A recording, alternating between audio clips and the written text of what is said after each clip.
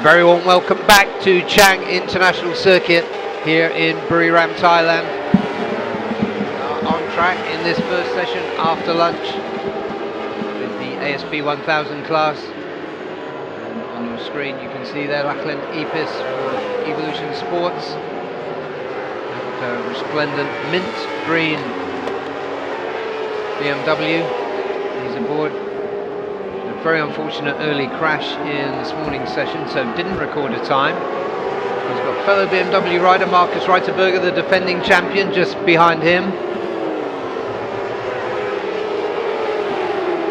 He's staying in front. We are here at Chang International Circuit, of course, for round one of the IDEMITSU FIM Asia Road Racing Championship. After a break of about 3 months. Last time we were here at Chang International was for the final round of the 2023 season. And there are 6 rounds again this year.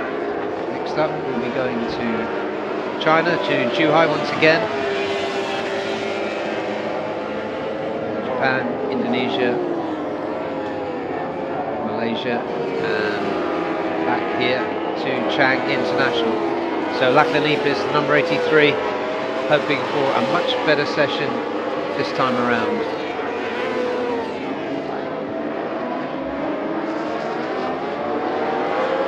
There's quite a lot of riders to look out for. Aslan Shah Cameroon was the fastest man this morning. He clocked to 135.4 early in the session. He sat back and enjoyed watching everybody else working hard in the hot conditions. Indeed, as I speak, he's just back at the top, very early in this 40-minute free practice session 2. So Tiki Barak, who coming back from injury and had a steady run out this morning, doing 136s. He's come straight in with a low 136. That is in fact second better than his best time this morning, so Pasowitz has found something in the Asimo S1 Honda Racing Thailand garage. That is Yuki Kuni. Went well in the test on Wednesday, went well this morning, ended up 6th, he did 135.8. So good outing for him. And there is Kazman Daniel, number 27 for Yamaha Racing Team Asia. Possibly putting in some really good sector times. Aslan Shah as well, improving in sector 2. Yuki Kuni, he's on an improving lap. Let's see what he does as he comes across the line now. Marcus Reiterberger, while this is happening, goes up 135.8. Yuki Kuni a 135.9 into third. Aslan Shah 135.443.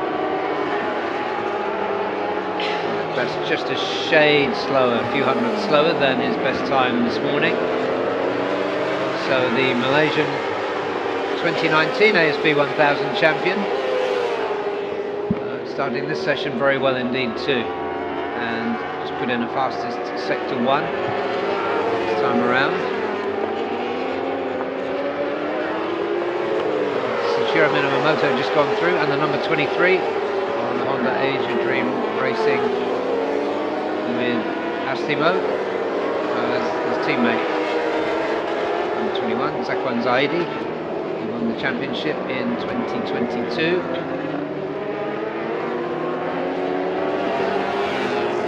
Zakwan this morning did the best time of 135.7. So of course he'll be looking to make progress.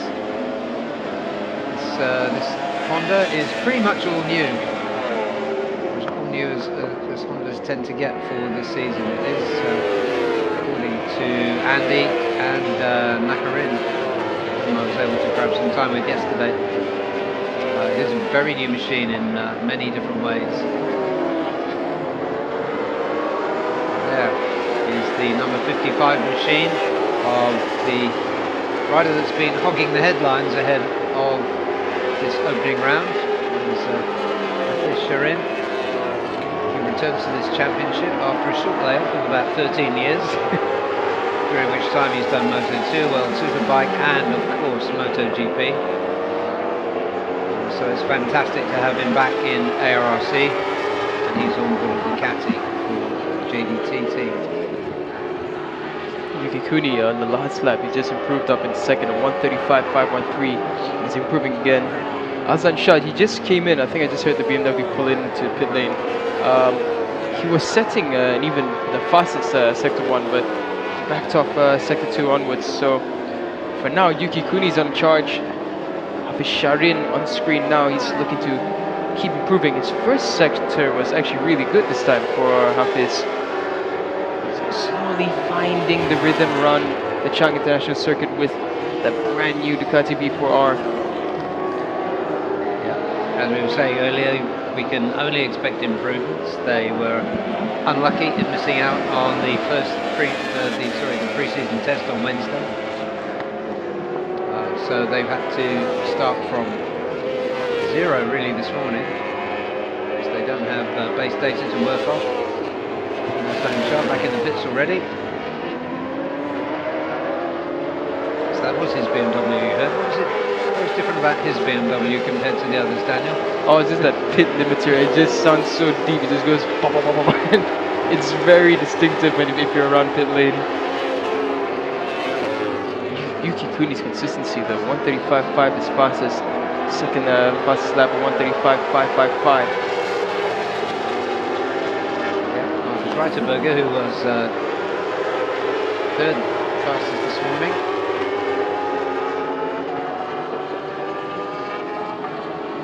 Beg his pardon. He was second fastest this morning. He picked Nakarin off second spot late in the session. He's currently sitting in fourth, but it looked as though he was doing a bit of experimenting with the brakes. He ran off a few times. He is always very aggressive on the brakes, Reiterberger. Yuki Kuni looks similarly committed, doesn't he? It's looking brilliant, and it's another really consistent lap. There should be another 135 from Yuki Kuni. And around the mid 135s again for him. He's really looking good. Casmadeno as well, he was improving on his current lap. Good through sector 1, but sector 2 is where it gets disappointing for the Yamahas. They struggle around sector 2, and in sector 3 they claw back in a few tenths. Yeah, you might think they'd be okay in sector 2. Yuki Kuni to 135.6 for him on that lap. Early stop for Hafiz. Some changes made. He just had a good look at the timing screens there. It's kind of bewildered that it's that far behind. I think, but that's just that just shows what the level of Asia Cup racing is. It's really high, and it's not going to be easy for Hafiz to get that setup right. They will get there, but it's going to be a journey for them. Yeah, a lot of riders have been through this, including Reiterberger, coming in and very much being the favourite. Oh, you're going to smoke it, and then they find themselves having to really put the work in. So there's no doubt about the level, and if you look at the international experience, the World Championship experience here, you could just count Fear, Aslat, Kazma, Nakarin, and he's got European, Zakwan, Yuki as well. Yep. Soichiro is. It goes on and on. So this is genuinely a world-class field. He's on a really good lap as well now. It's a really, really good sector 2 from Yuki Kuni. Yeah, I felt last time out he was a little bit tentative here at Chang, which could have been for all kinds of reasons. That was 35.487, so that was his best lap. He runs off. Even though Yuki Kuni hasn't taken top spot, I think the biggest scare for the rest of the competition is that Yuki Kuni is consistent in that timing bracket. 134.5, 134.5, 135.5, 135.4, 135.6. Yeah, I agree. It is that consistency. Okay, some tyre advice in the JDT pit. Absolute focus there from Hafiz Shirin.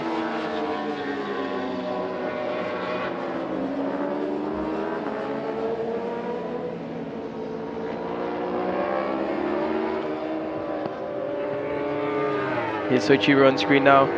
His teammate Kasma not doing too bad in this session.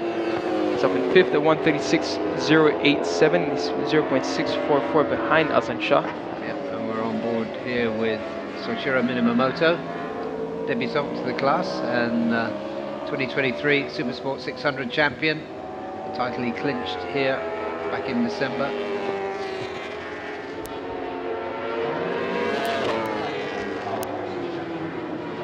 That was quite a finale, wasn't it, last season for the battle for the championship? Yeah, the RRC do good season finales. Probably the best season finales in the world. Yeah. Actually, 2022 really took the biscuit. Definitely. Here's Kazma Daniel, who himself featured prominently in 2022, that time as a rookie. Burger looks relaxed. Yeah, that wink has almost become iconic with him. Yeah. That's Aslan Shah. I suspect Aslan will remain seated there for most of the session until he feels necessary. Yeah, that's what he did last time, and it is this thing of economy of effort. And I don't mean that in a bad way at all, I mean it in a smart way. Yeah. It's genius. He knows what he has to do, and he doesn't do any more. I think last season you could see that he had to fight harder to get those lap times in, and by the time it came for race day, you could see the fatigue. It was really wearing out on him, and I think now he has this extra rhythm and pace that he's found, and he can just really just set the lap time, sit back, conserve your energy, wait for race day, wait for qualifying, and he'll be all set. Yeah, these BMWs are unchanged for this round. They may be getting new machines later, so I understand. So there's no disruption, you just bring the settings from December.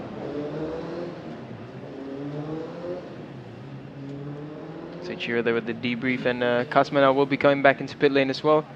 He's the last of the riders on the grid to head back into pit lane. 15 minutes done of this 40-minute free practice 2 session for the ASB 1000s, and looks like Sakwan's looking for some quality time on track. Sakwan seeing the opportunity now, just clear track ahead, no one's gonna tow behind him. That's one way to get off the bike. Well, he stumbled and then turned it into a performance, which is Kazma. He doesn't like flaring.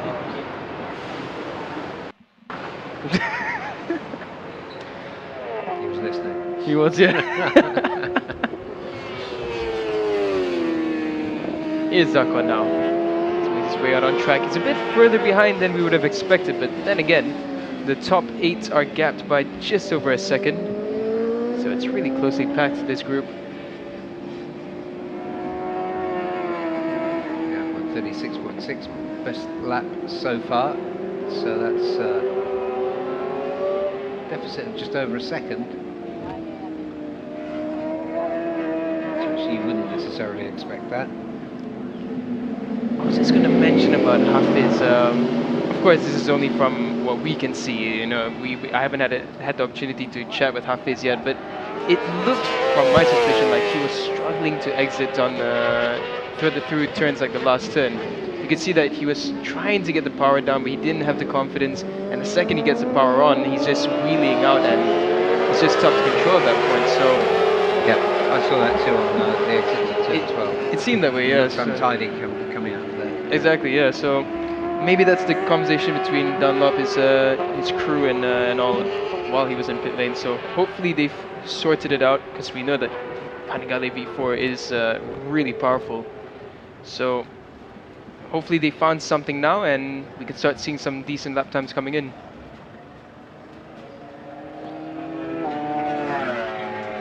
Zakwan goes through at his best sector time. Pasowit takes a break. It's a much better session for Pasowit. So what do you think Zakwan's doing here, Daniel? Simulation? Partial simulation? Yeah, it could be. I mean, this is more or less what close to race time. Not exactly race time. Race time would be another 2.5 hours for them. But this could be a race simulation for Zakwan. We've seen him do this in practice 2 many times in the past. But maybe seeing the pace that everyone else has, he might be thinking that he has to find a bit of something extra. We'll see as he runs, whether it's going to be a short stint or a long one. They're getting cooled off nicely. He can be happy with this session. Yeah, he looked relaxed.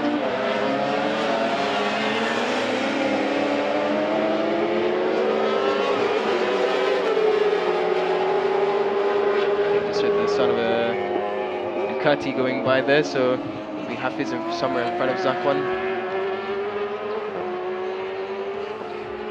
So we shall see some lap times coming through soon. It's Marcus now. Possibly from that rider, yeah. I think one thing Marcus definitely does not lack is stamina, so he can put in these laps all day and he'll be fine. Yeah, told me he's been spending the winter putting up farm buildings, renovating his workshop, working on motorbikes, and doing some physical training as well. So yeah, no worries about his fitness. He's also must stay at a very high level of fitness for his Endurance World Championship commitments as well. He's of course official BMW rider for the EWC. This is going to get interesting because Zakwan is closing down on Hafiz. We'll just get to see more or less where Hafiz might be slacking a little bit. And of course, it's just, as we mentioned, you could see that he was a bit uncomfortable on the bike on exits. So at least we'll get to see them running together and we'll paint us a better picture. Hafiz is going to come across the start-finish line any time now. He's improved through sector 2. Yeah, background is, we've got a mission. Yeah. Zakwan does go up into 6th at 136.089. Hafiz on the lap at 137.2. So it's improvement for Hafiz in sector 2 and sector 3.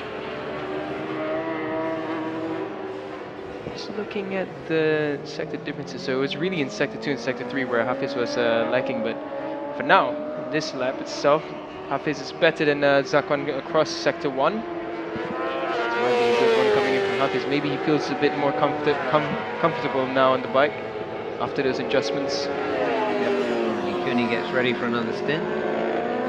19.5 minutes remaining to the checkered flag. Relaxed enough to wave to the camera. He really, I think that's the best way to describe Yuki. He's just relaxed. Every time we talk to him as well, he just looks so calm and unbothered. Like he just knows that he's got this. He's gonna give it his best shot. He's doing a great show right now. This is good from Hafiz though. A 36.835 in sector 2. That should be anywhere around a low 36 to a high 35. Yeah, so he's going to be close to Zakwan's time. This is more like it now. Here comes Hafiz Sharin around the last 10. This could be the first sign of good rhythm from Hafiz Sharin. Medium this time. He's running. And we have to remember they're using Ducati, so they're the only ones, and it's a 36.6 for Hafiz. So mid 36 for Hafiz Sharin. Closes the gap a lot from where he was now to the top 10. Sorry, the rest of the top 9. Yeah, so this is really good progress. We started from 0. How long long ago. One contract hour ago, basically. I was mentioning the tire, now he's using medium, and it's another improvement there in sector 1 for Hafiz. Maybe the hard option front doesn't work for him, because they are the only Ducati, so taking anyone else as a reference point, I think other than Yamaha, because the wheelbase, I think the Yamaha is the only one that's similar in the wheelbase length to each other. Because the Hondas and the BMWs especially, they seem to like the hard front medium rear. So maybe this option works better for the Ducatis. Yeah, like you said, they've got no reference point, no data. Just got a well-staffed team and a world-class rider. That's exactly the way to put it, yeah. Exactly that. So here's Hafiz now into the last turn. It's improving again through sector 1 and sector 2. So let's see, this will be somewhere in the 36 again for Hafiz. How much lower? It's a 36.7, so sector 3 he lost. So I think it was that error that he had, the left-hander, double left-hander.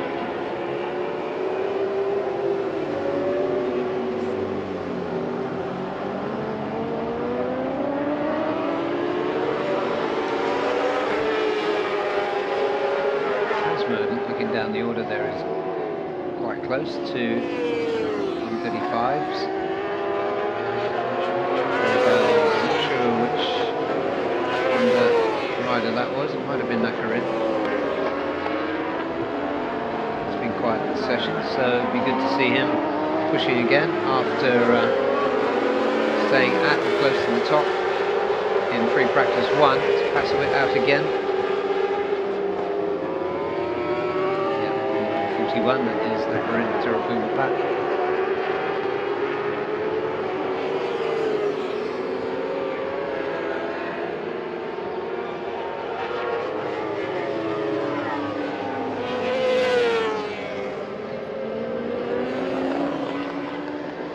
Here comes Nakarin on his flying lap. Sorry, it's out lap. Yeah. So right now, the only riders still in pit lane will be Hassan Shah, Cosmo Daniel, Zakon Zaidi, and Lachlan Epis, as well as Teo Yu Jo. The rest of the riders will just come out or are starting their flying lap. Marcus Reiterberger on an improving one. Sector 1 decent from Marcus. Sharin is coming back into pit lane now. Maybe some final adjustments and a last final run before we head into practice 3 later on in the evening. Yeah, he was pushing hard then, and that you usually find something out when you do that. There's Soichiro Minamoto. Yellow on black, there's hardly a better combination for spotting detail. And he kindly not changed his helmet design for this year either.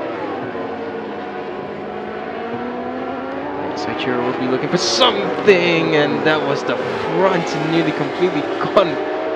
How on earth did he save that? Back to tyres, he's got medium front, soft rear for the Yamaha. Yeah, I'm just wondering whether it's because the Ducati and the Yamaha, they have a shorter wheelbase, maybe this works better for them.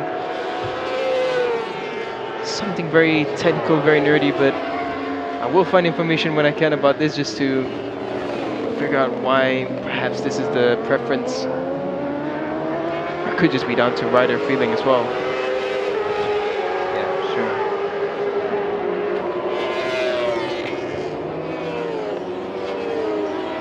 Nakarin on his first flying lap has put in a good first sector.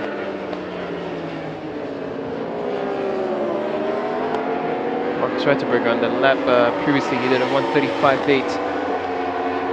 So it's not been smooth sailing. Well, it's decent results from Marcus, but it's nowhere near the dominance that we saw of him last year. So it's going to be a really good fight. It's looking really tasty. If we were to take this current practice session as a reference point, the top 4 are gapped within 0.3 seconds. So it's really tight there, and the top 8 all under a second. It's looking really good. Nakarin improving again through sector 2, so Nakarin really putting the pace on. Yeah, his best lap last time was 1:35.7. Stay with Soichiro Minamoto, who's pushing on. Quick sector 1 for him.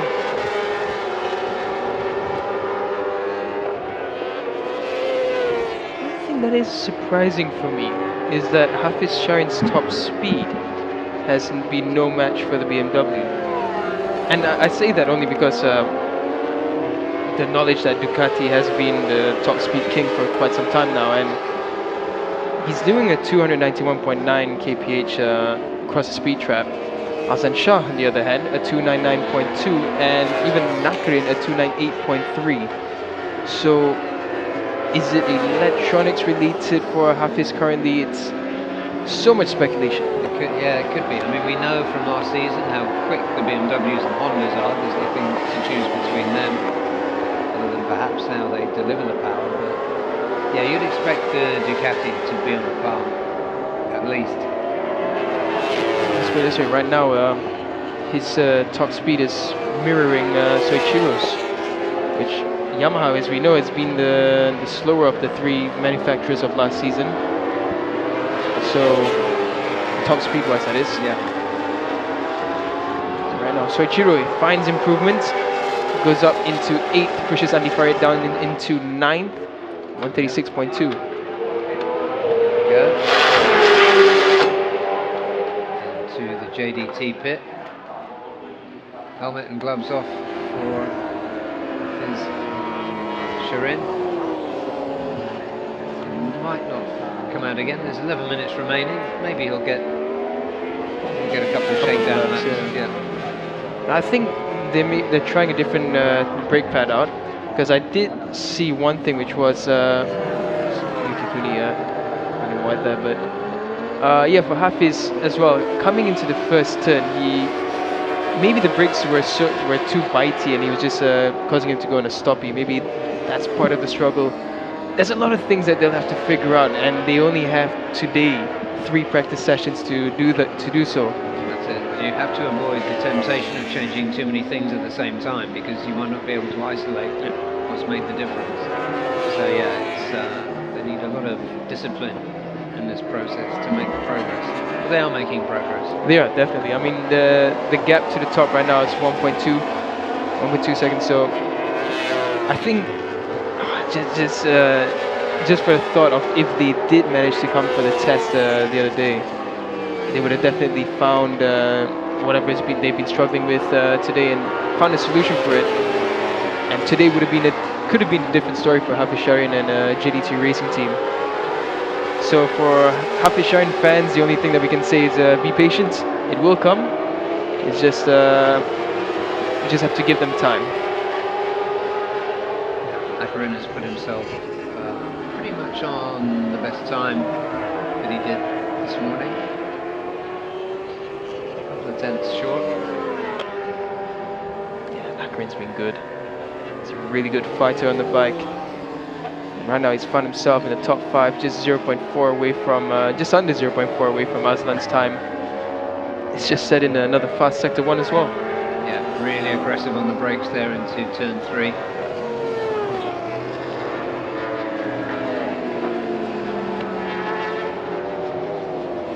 Braking, shifting down, I think, to 4th gear for turn 4.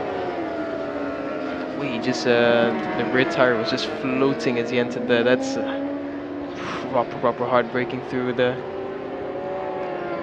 Yeah, that's a very fast turn to have the back wheel in the air. Just looking at the amount of laps completed, there's a reason why Azan Shah definitely deserves legend status. He's done only 4 laps, he's at the top. Everyone else 14, 11, 11. He's done less than half of what everyone else has done. Absolute legend. Yeah, that's it.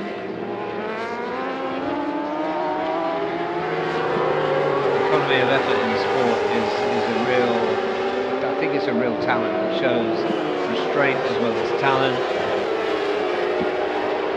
It's just clever. It is, it clever. really Shows is. a lot of intelligence.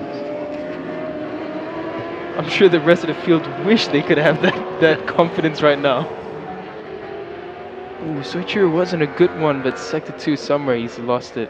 That was a really good Sector 1 time from Soichiro. Yeah. He's back in the pits.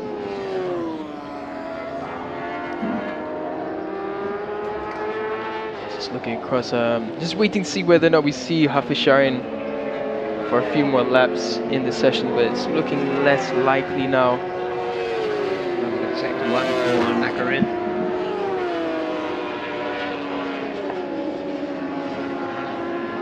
This field, I think, two Thai riders we can really look at in ARC itself as well. They've been really impressive so far. It's Pasawit and Nakarin. Both of them in the top 5 now, and for the riding the Honda CBR. Yeah, Pasawit was really impressive in his rookie year, 2022. Towards the end of the last 2 rounds from Sepang and then back here to Chang International. He was brilliant. And then he got knocked off course by injury 2023. So it'd be great to see him coming back strongly. Okay, so Fish has decided to call it a session. This rider definitely hasn't. Macarena Tirapuma Pat, known as Chip to his friends and fans.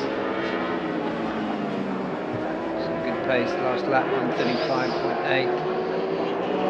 Sketchy on the exit there for Nakarin. You could just hear on the program as well that the throttle went nearly wide open, but Nakarin.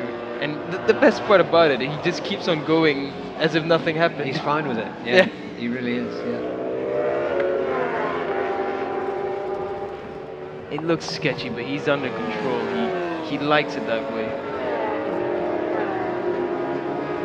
So Hafizharin out now on track, and it's going to be interesting. Will they find something just before we head into practice 3? There's a happy man, blurred out for now, but there we go. Yeah. I think you could have guessed the celebrity on that one. Yeah. Before they zoomed in. I think he's the only one in the paddock spotting a proper beard.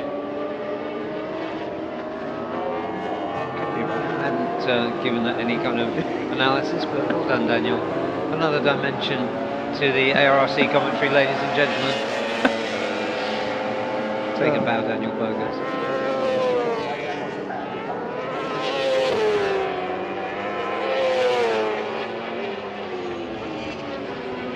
So Pasawit is in the pit. Marcus Reiterberg is coming out for a late stint with 5 minutes remaining to the end of the session. Nakarin really pushing, absolutely wringing the neck of that brand new 2024 Honda CBR 1000 Triple R. Let's take another look at that. Gets under hard braking here. Up comes the back.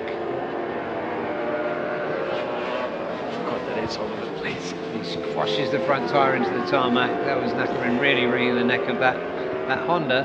However, Daniel, you've been looking at something else while I was waffling on about Nakarin. Yeah, Hafiz definitely has found something.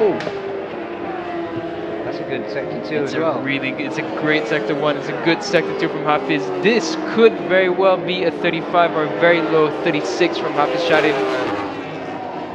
This is looking much better. They're just finding a little bit by bit, they're finding something.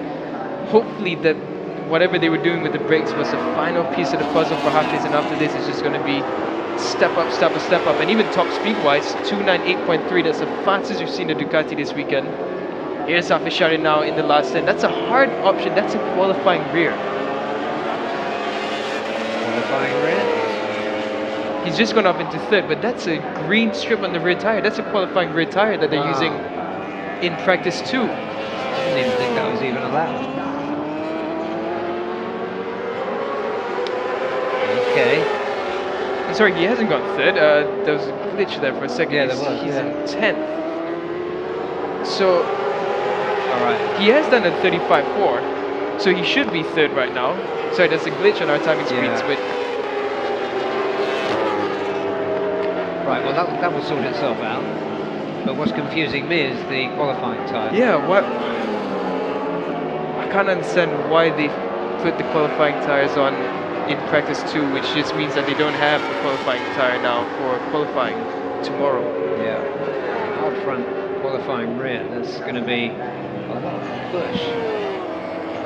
Unless they've changed the regulations that there's an extra qualifying tire that you can use, I don't think they have. We haven't been told anything.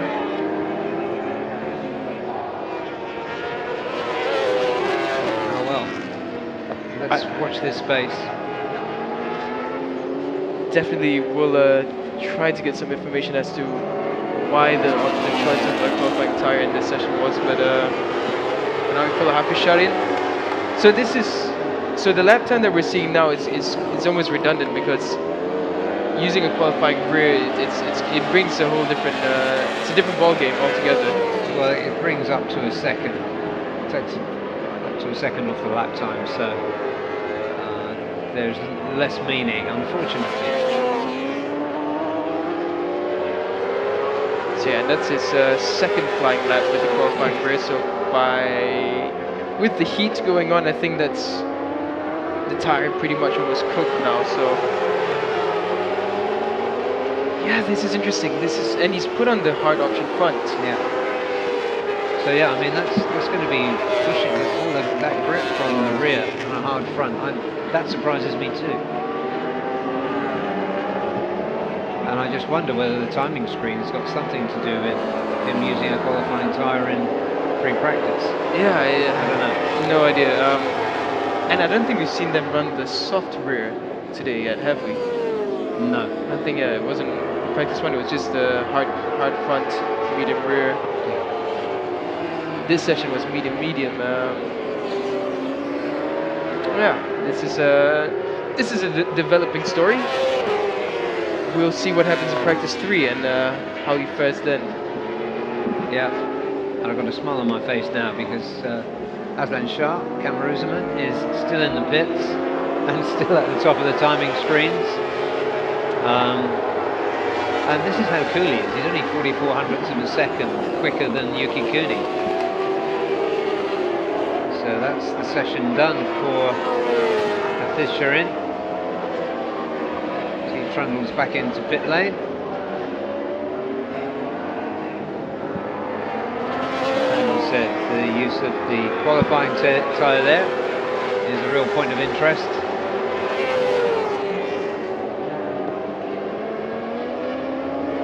So we'll wait for an update on that. And here's a great rider we've seen very little of in this session. That was Andy Paredes Dihar. He disappears from the screen once again, and we're on board with Yuki Kuni, who I think I saw is running a hard front, soft rear, with a medium front. And, he's up behind Osama Murray, the Yemeni rider. And once again, shout out to our followers in Yemen who are watching. Welcome to the heat of competition here at Chang International Circuit and the IDEMITSU FIM Asia Road Racing Championship. So that is session 2 done for ASB 1000. There will be more. Daniel is off to find somebody to interview, and hopefully while he's out, investigate a little bit more into the appearance of the qualifying tyre there on the rear of Fisherin Ducati.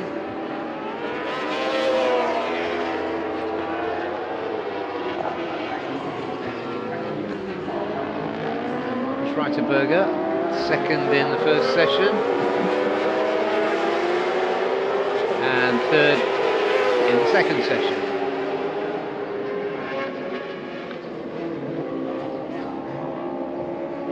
Lap times pretty much the same. Best lap times pretty much the same in both sessions for Marcus. He was bettered on that occasion by his teammate, the 2019 ASB 1000 champion, Aslan Shah.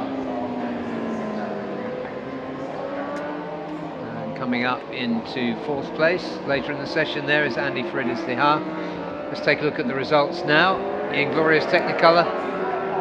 There it is, Aslan Shah did 3 flying laps. 1:35.443 was the fastest of the 40-minute session. Second, brilliant session for Yuki Kuni for SDG. Markus Reiterberger was third, 1:35.589. So you can see how tight the times are at the top. Andy Farid-Izdihar just a whisker behind them in 4th. 5th, Pasawit Sitiwararak. Good session from him. Nakarina Tiraphuvapat, who we saw putting in a really aggressive stint in P6. 7th, Kazma Daniel. And 8th for Honda Asia Dream Racing with Astimo, the 2022 champion, Zakwan Zaidi. And 9th was newcomer to the class, Soichiro Minamoto for Yamaha Techni Racing Team Asia. Hafiz Shirin is officially marked as 10th for JDT Racing Team. Lakla Nipis, who did a whole session, happy to say, in 11th. 12th, Osama Murray, and 13th, Xiao Yu Zhou for Savitar ESG Team Asia.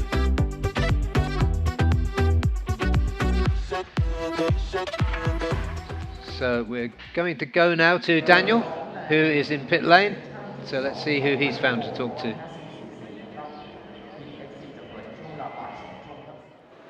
So we're down here at the 1xx TKKR garage with Aslan Shah. Aslan, you've been the fastest through practice 1 and practice 2, yet you've done the least laps of the entire field. You have this conservation mindset going on, and it's absolutely brilliant. We love to watch it. So what has been different so far this season for the opening round compared to last season?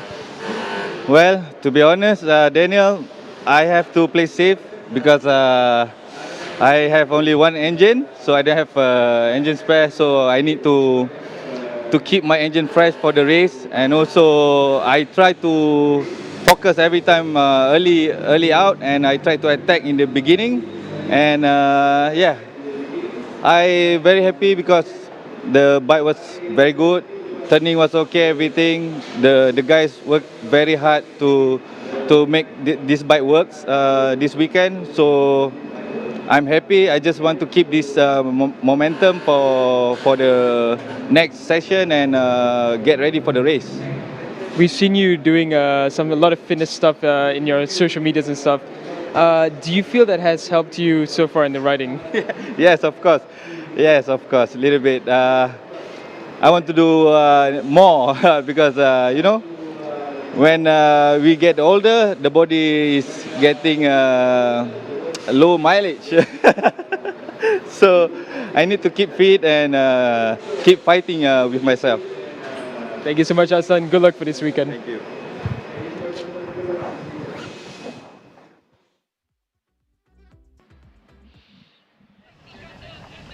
Nice. Great candid interview there with Aslan Shah, and appreciated those insights. We are going to be taking a break for just a few minutes, 4 or 5 minutes, and when we come back it will be with the second free practice session for the Underbone 150s. That will be coming up at 2 o'clock local time.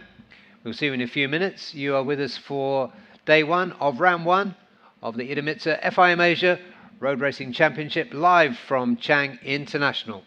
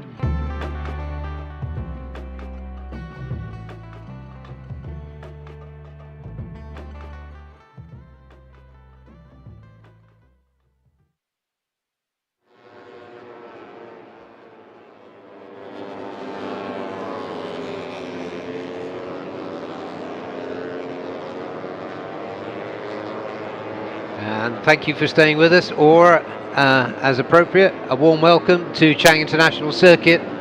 We are here with the Asia Road Racing Championship.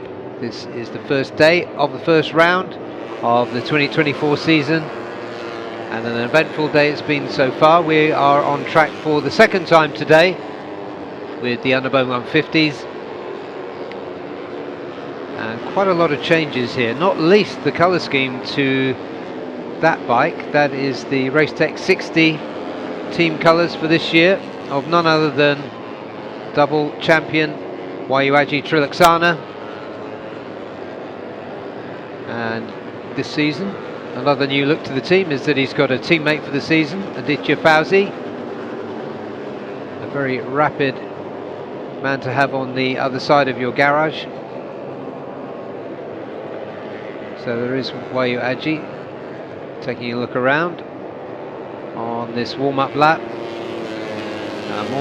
More new colours as well.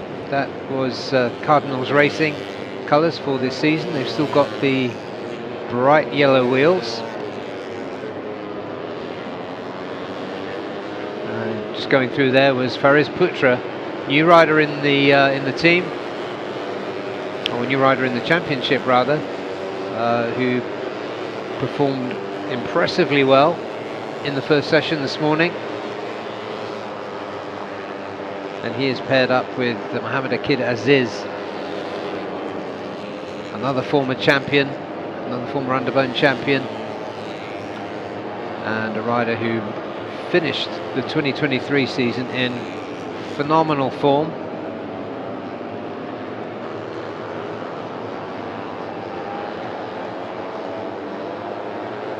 So I beg your pardon, Akid Aziz was Cardinals last season. Now he's in Pitts Pike one-way JRT.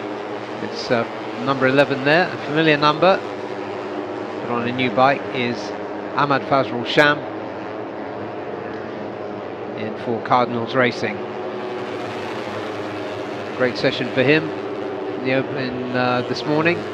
They opened proceedings at just after 8 o'clock this morning local time. He finished third with a 2:01. So always quick, Fazrul Sham.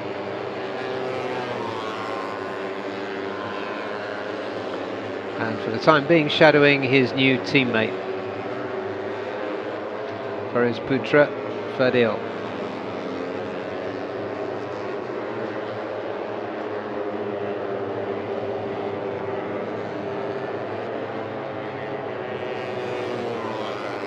These very early stages of this 30-minute practice session. Aditya Fauzi, Wayuaji Trilaksana's teammate, is leading a Racetech 61.2 at the top of the timing screens, although the best time so far is only just under 2:04. And as I say that and these two cross the line, does that change? Yes, it does. Fastest time goes to Fazrul Sham with a 2:02.5. We're looking there at Gupita Krishna on 4S1M. Familiar colours, familiar leathers for him, number 23. He was fastest this morning. We're used to seeing Gupita fastest here at Chang International in practice qualifying. He qualified fastest last time out here back in early December for the final round of the 2023 season. But for now we are running with Fazrul Sham and Fariz Putra. Now another very rapid rider, just moved to the top. In fact, there's some real quality at the top of the timing screens here. Murabul Vitoni, who really came into form in the 2023 season, ended up third in the championship, in a tightly fought championship. He's jumped to the top of the timing screen with a 2:01.3, just knocking Fahmi Bassam into number 2 and Ahmad Fazrul Sham into number 3.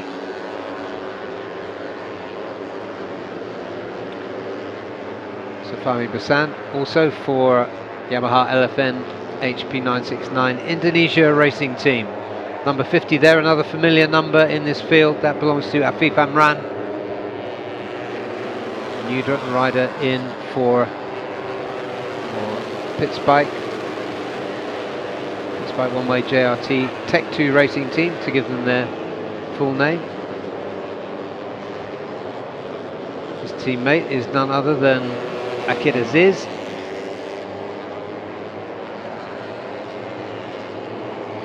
And there, 222, that is Fahmi Bassam, Elephant teammate. Murabul Vitoni just behind him.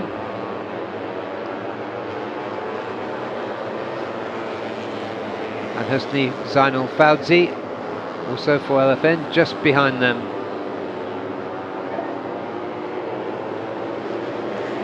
So some formation flying there from the Indonesian-based LFN H Putra 969 team.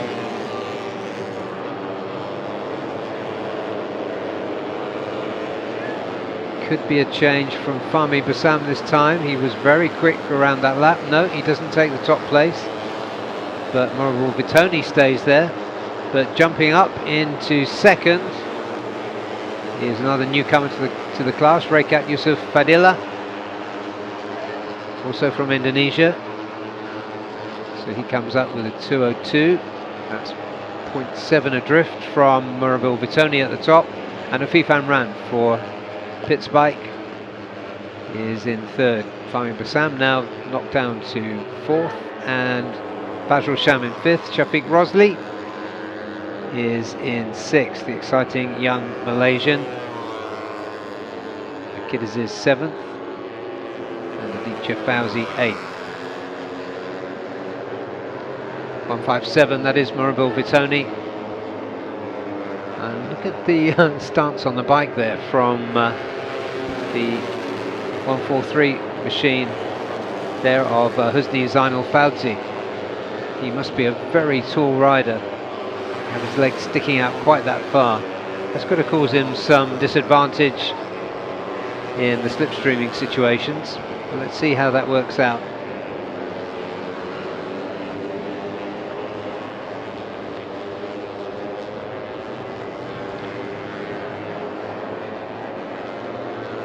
Tucks himself in a little bit better that time and goes to the front of this trio of LFNH Putra 969 Yamahas.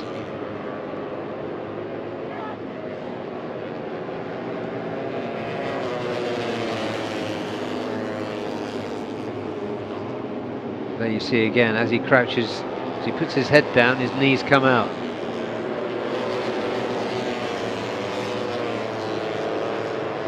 And that's probably because he's got such long arms as well.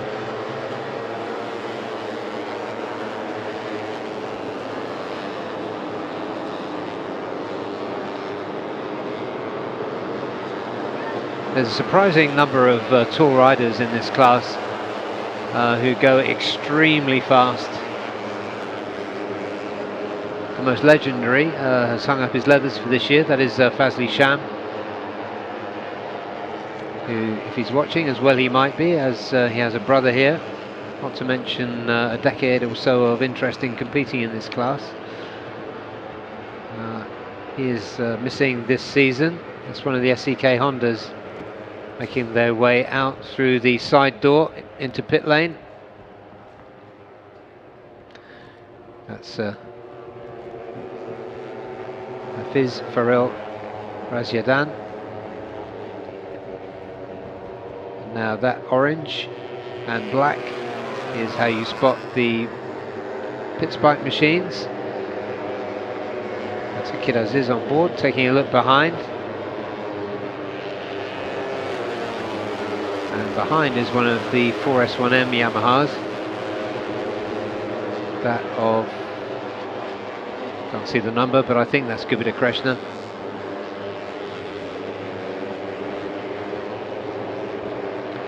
But Akid Aziz is not too concerned about that. He's getting himself away and through this technical part of the circuit as quickly as he can.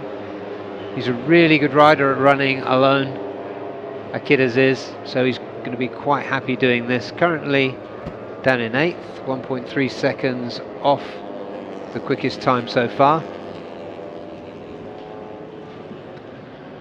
But he's going to make a stop this time around by the look of it.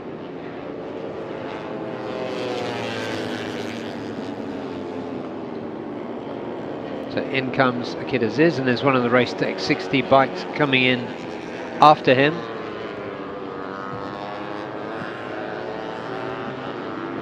So a lot of new names, a lot of new colours.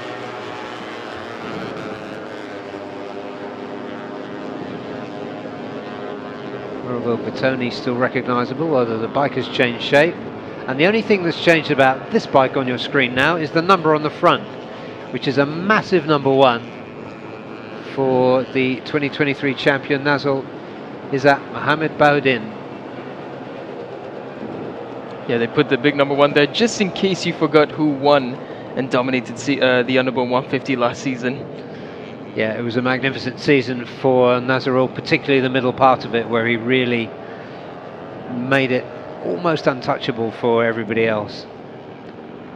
Just some wonderful tactical racing.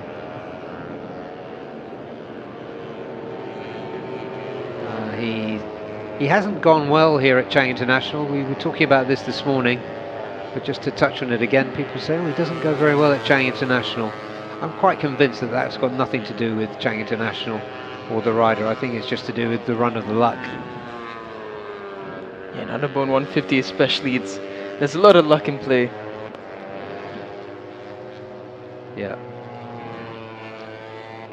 So if you can go down the bookies and find Underbones, you should get decent odds on Nazarul Izzat getting a podium this weekend. But I think he probably will. There you go. Yeah, remember he was talking about hopefully competing in 250 classes or above this season, but now we get to enjoy him in the Underbone Class 1 more season. Yeah, tactically his racecraft is just wonderful. He stays in the leading group. He positions himself well, and then he just threads himself through at almost an impossible speed into the lead. And how he just outpaces other riders to the line is amazing. It must be the drive out of the corners, because he's not small. Yeah, you would think with this height that'd be a bit of a disadvantage, but he's proven that despite that you can still find your way through the pack. And there was one comment to this was years ago for me, but I remember it was Azan Shah who told me that even in Underbones, if you're a lanky guy, you can still make it work for you, because you can have a bit more confidence throughout the fast flowy corners. So he said you have to take advantage where you can, and where you can't, you just have to be smart about it. Yeah, while you were out, I noticed some one really tall rider in here. Maybe you know him, which is number 143 for Elephanic Putra, Kuzni. When he puts his head down, his knees come out really wide off the bike. Oh, there you are. You can see, just about see him there. But that would look to be a disadvantage for him. It seems there just isn't enough room for his arms and legs. But I've never seen him in person, so I don't know how tall he is. Yeah, sure. I'll get some time to walk around the paddock and figure out how tall he is. If he's taller than me, then definitely taller than Fazi Sham, who's a genius when it comes to tucking in. Yeah. I mentioned that just before you came in. He really set the standard for that. Just folding those long arms and legs onto the underbone. Yeah, I think that's a perfect word for it. He has set the standard for tucking in, and you can see it. Everyone in Underbone will look at Fazi Sham's photos and wonder how on earth did he manage to tuck in that far, because it's unbelievable. Yeah, it's almost like he's popping his joints out or something. Yeah, the flexibility you need to be able to get that down that far is truly amazing. Yeah. And here's April King Moscato, first sight of him in the session, number 43, new colours. but very distinctive they are too. Just running there with the number 36 machine of Shafiq Rosli. The exciting young Malaysian in for Uma Racing. So, stable mate to the guy with the big number 1 on the front, Nazarul.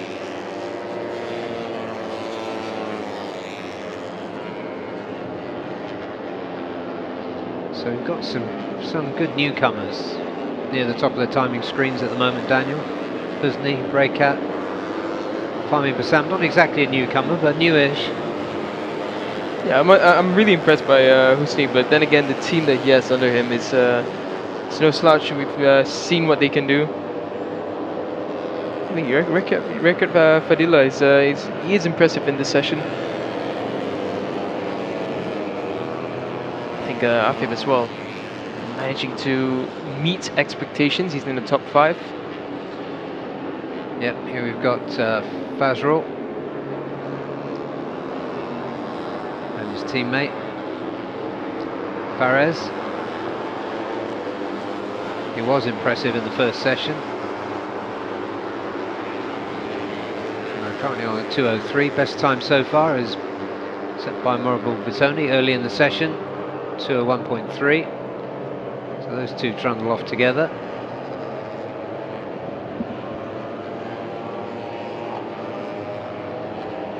I must say, actually, we haven't seen too much trundling.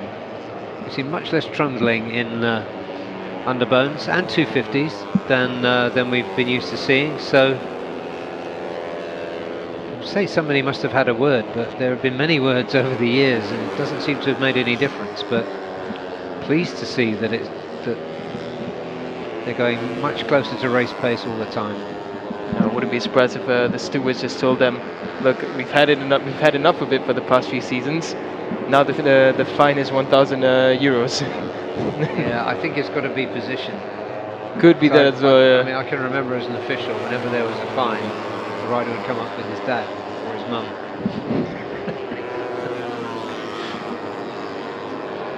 Easy solution to that, isn't it? Yeah, that's right. So taking points or grip positions away is It's far more threatening. more effective. Yeah. But if that's a way to get rid of a lot of coasting around on track, that's truly the best way. Because at the end of the day, it's about safety as well. So it's good to see the riders not doing it anymore, at least for this round. Absolutely, it's totally about safety.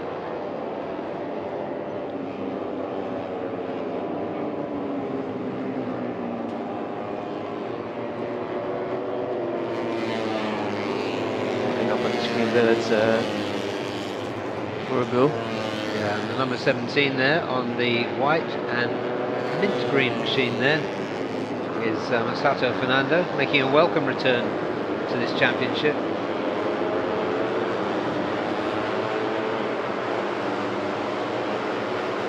Masato down in 18th this morning, all down the order. All the Filipino riders are further down than you might expect, or I would expect anyway. Masato is the fastest, 12th, ahead of April King. And then we've got Giancarlo Maurizio and John Emerson in Guito, whom we both know to be very quick riders, down in 17th and 18th currently. It is surprising to see them down that far. Maybe just a setup that they've tried out that just isn't working. Someone's that's quite a bit of an issue.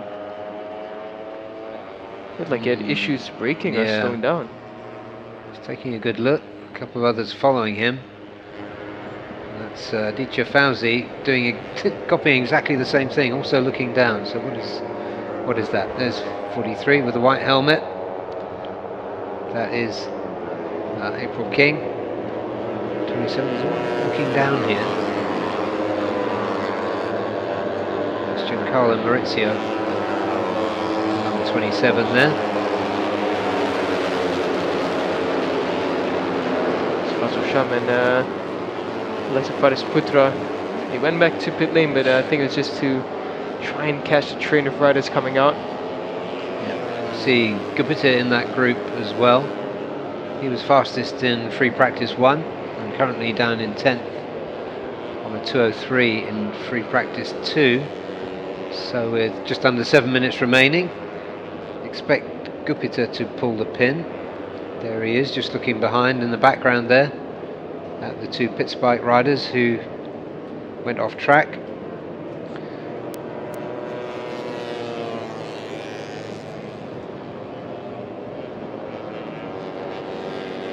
So perhaps we spoke too early about the slow running. Yep, no, I was just thinking exactly that. Professor Sham carrying Price Putra off the track to try and find a different position, but for now, not too many offenders.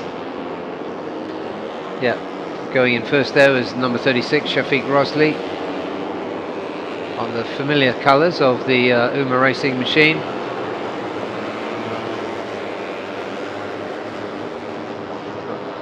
Just under 6 minutes remaining. The number 50 there for Pitspike one-way JRT is Afif Amran.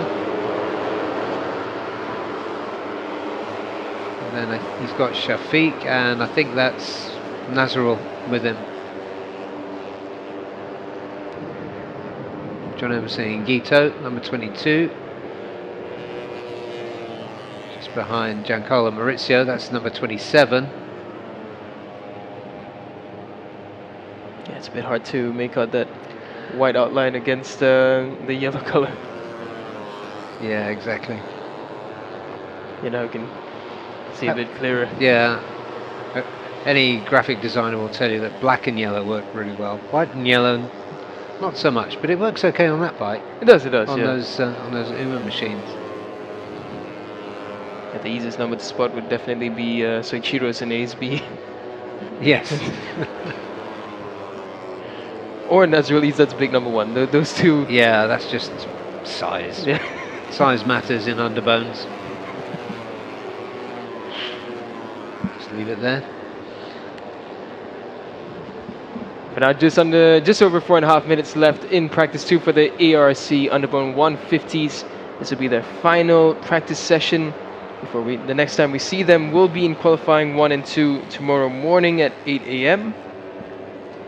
For the rest of the day, we have practice 2 for TBS Asia, AP250 practice 3, followed by Supersport 600 and ASB 1000 practice 3. ASB 1000 will be the final session at 4:30 later on this evening. Yeah, and just to expand on that a little bit, the best combined times from free practice today will determine whether riders can go straight through to qualifying 2 session or whether they have to go qualifying 1. So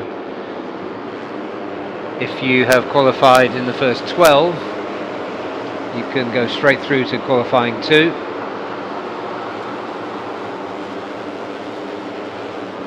Much like we see in many other championships, and it's a good formula.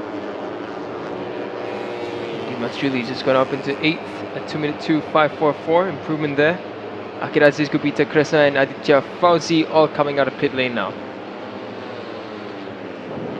So yeah, perhaps they just remembered the new qualifying format that was introduced late last season. Yeah, especially for the likes of Akiraziz, especially, he would really need to find a solid lap time in this session. He's got just under 3 minutes left to do it. Yeah, there's some great riders down the order. John Emerson Gito, Giancarlo Maurizio, Wayu Aji, Triluxana, April King. Yeah, when you mentioned the qualifying format, it just reminded me that there is still something to fight for in practice, because the whole time I was thinking maybe Akid is just sandbagging for a while, but yeah, no way, you have to fight for positions now already, and you have to find a good time. Because missing out would mean starting a bit further behind. Yeah, a kid now sitting in 10th could easily miss the cut on the last lap. It's probably 2 flying laps for some of these riders. Yeah, by the looks of it, Akid will be able to make it out for just the 1 flying lap. So he's gonna have to make it count. Oh, and that is That's John Emerson Ngito.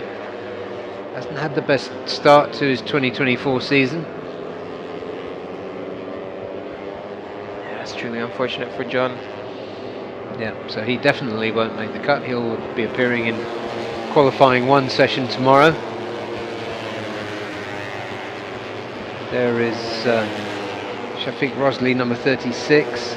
Fahmi Basan, 222, making a move.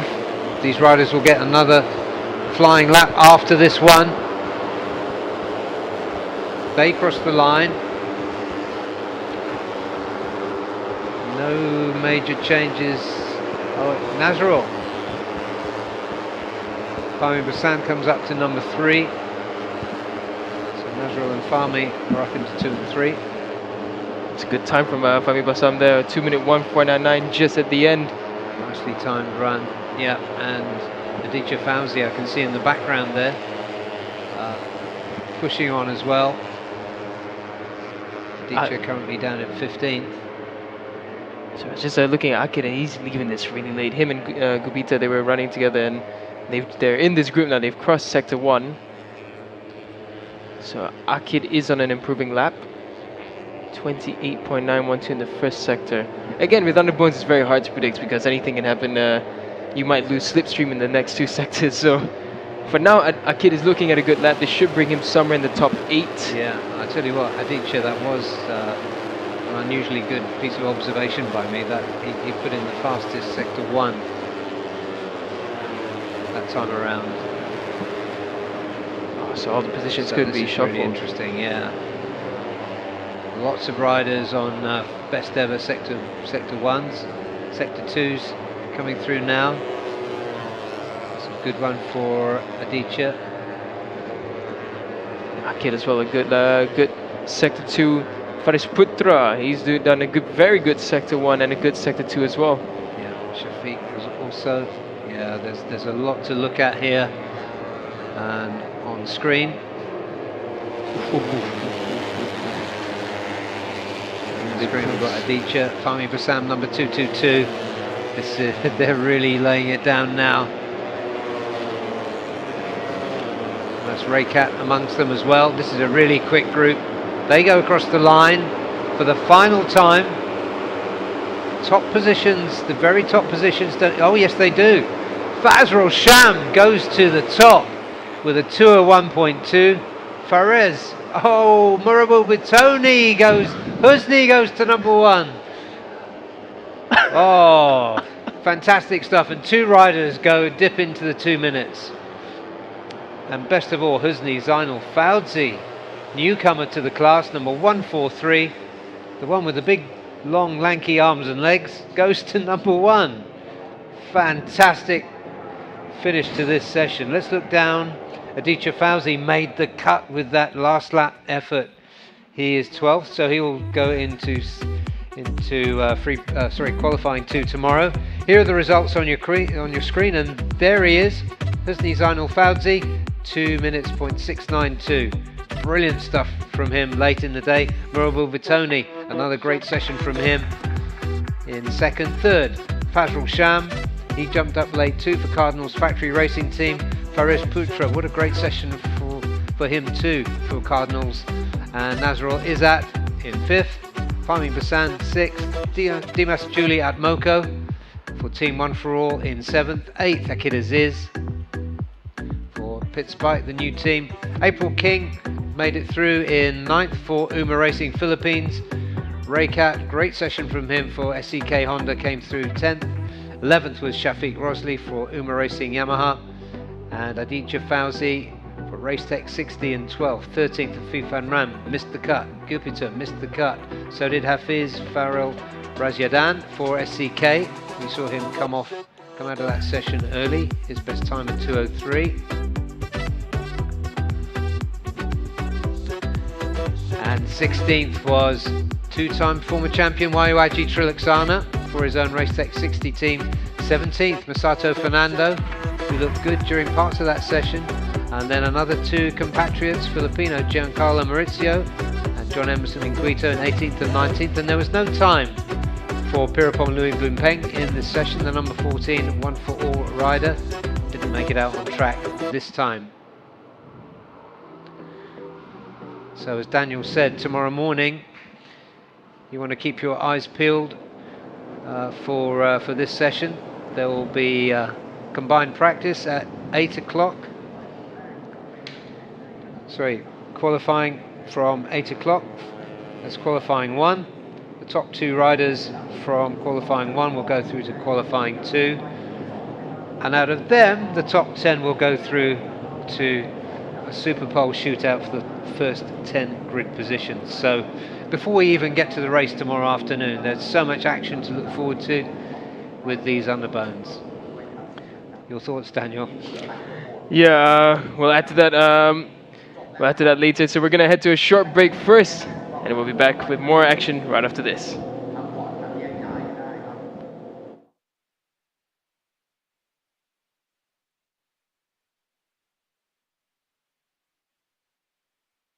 IDEMITSU IRG5. Start like a rocket and ship like silk with super bike proven nano-tailored oil. Ultra protective Quintec guard technology distills the wisdom of oil experts. 5 protective benefits in harmony unleash the peak performance of your engine. Nano Silky Tech ensures extra smooth upshifting at high RPM. Rocket starts, silky shifts. IDEMITSU IRG5. IDEMITSU IRG7. Race-bred nano-tailored oil for enhanced acceleration and horsepower. Even in harsh conditions, the 7 protective benefits of septic guard technology keep your engine performing at its peak. Even a split-second advantage can change everything. Born to win. IDEMITSU IRG7.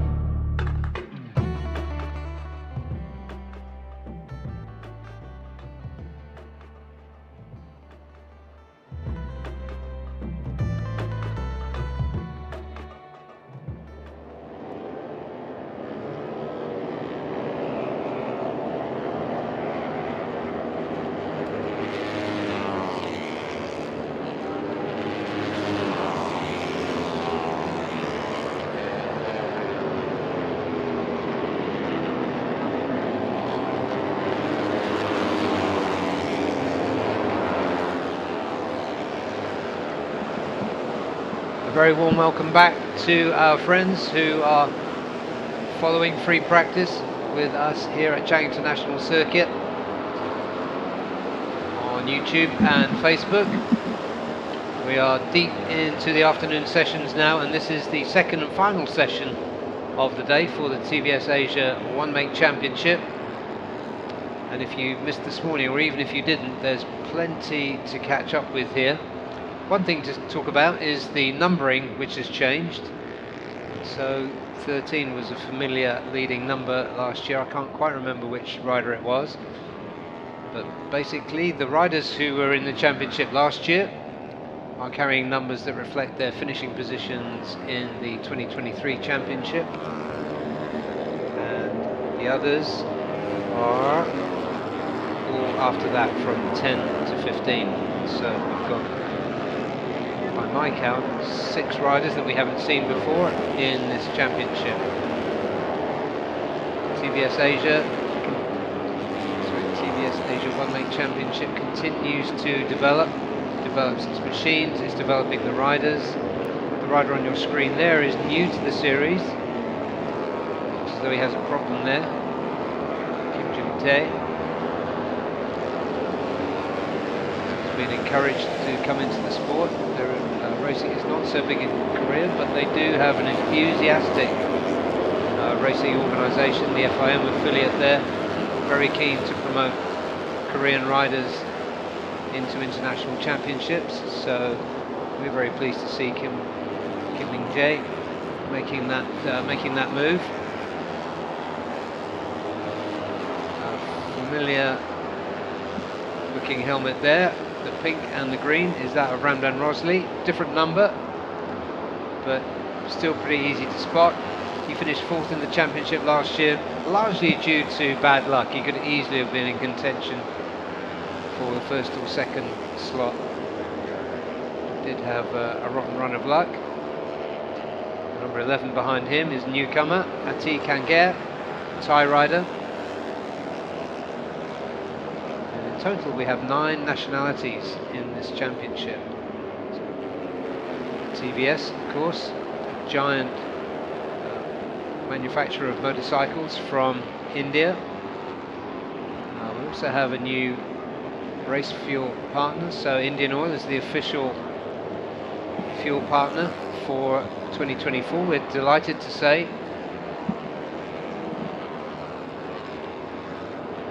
Because it's good to stretch as far around Asia as possible, and to have this level of Indian involvement is phenomenal for the championship. Number 1 there at the front, by virtue of his championship finishing position last year, was Zakir Mohammed. He's got Kangare behind him.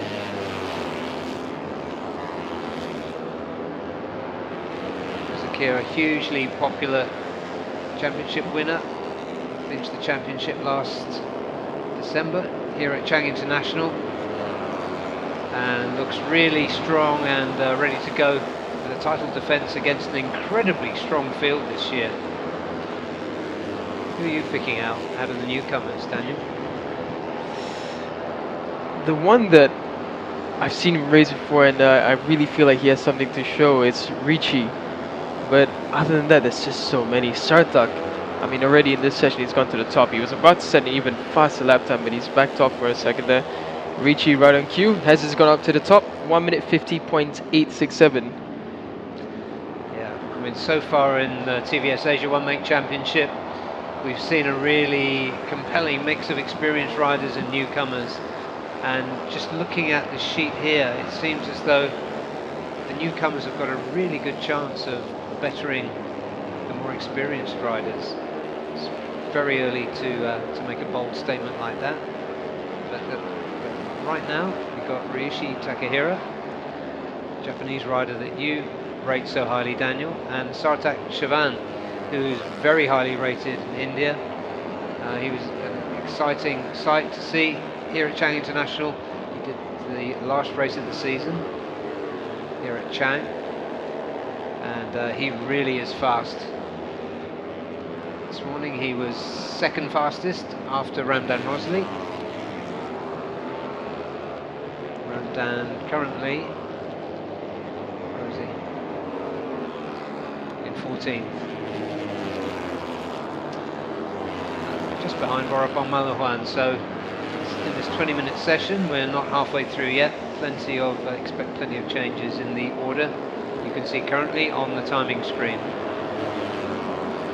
I was going to mention as well, another rider that we have to look out for is Rocco Sessler. Rocco, what we know of him, he's NTS champion. Ramdan, just gone up to second. But yeah, Rocco, we know that he's an NTS champion.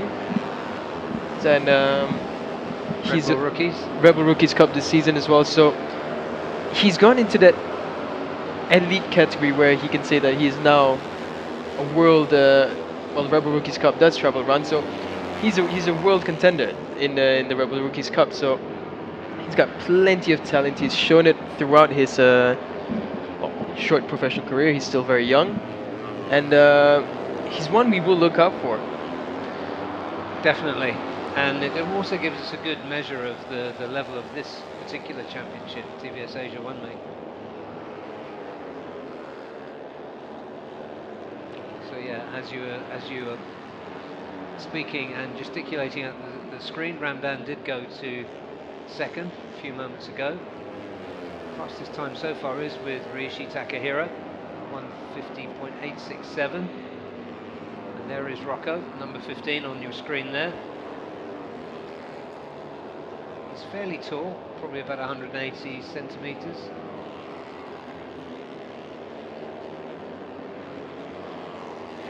See how he's just hanging over the bike, but it's just gone off a bit wide there. Yeah, he's adjusting from Moto 3 type machinery to production bike, although honestly are these really production bikes? Borderline. It's very borderline, isn't it? And the changes for this model bike for 2024 take them closer to real race bikes. You see the German flag there on the top of the lid of Rocco's helmet. Yeah, it's helpful. He's gone up into 8th there. He's improved to 1:51.740.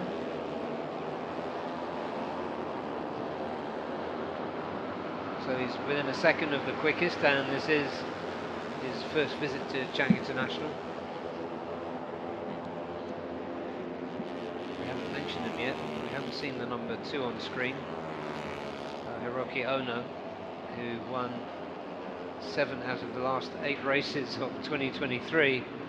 And we expected him to do what he does normally, which is to come through late in the session and nick the top spot. He might have been attempting that, but he crashed late in free practice 1. Yeah, Hiroki came out for just about 4 laps, and he's gone back into pit lane now. So maybe some more last-minute antics from Hiroki Ono. It's Kim Min Jae, number 14. And yeah, so good to see a Korean rider in this championship for the first time. And a big shout out to his friends, followers, family, who are no doubt watching in Korea too. Welcome to the Asia Road Racing Championship. Yeah, it's great to see, to mention, a Korean representative, and I'd say he's not doing too bad. It's just his second practice session for the TVS Asia 1 Make Championship. Yeah. Just 0.8 away from Casey Edward Clammer in 11th. Yeah. Also first visit here. So plenty of positive points for Kim Min Jae. He can only get better from this point onwards. Absolutely, yeah. Indeed, he's currently ahead of Jagan Kumar, the veteran Indian racer.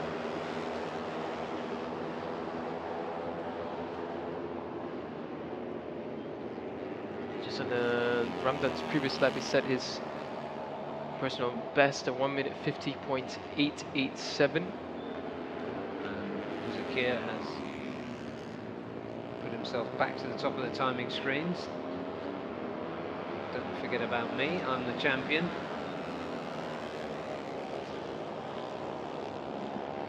top speed of Muzakir's bike as well, 211.8. Yeah, I think his size really helps with that. He's really lean, lean guy. Just a bit not that tall, so he can tuck in really easily. Speaking of tall, Rocco Sessler, fast sector 1 coming in from him. Yeah, he'll learn it. We know the quality of this young German rider. See it come through. Leg out there for Vorapong, the inaugural 2022 champion in this series. Finished third last year, really had his work cut out. So as the project leader, he's at least partly responsible for bringing in such illustrious competition. There is Muzakir carrying the number 1.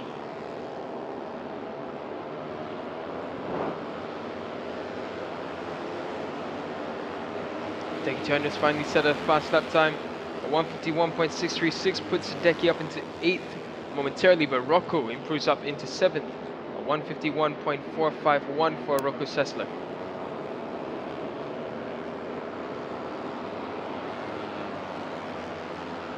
Rocky Ono, nothing too much from him yet. He's just come back out now after sitting in pit lane for about 4 minutes and a bit.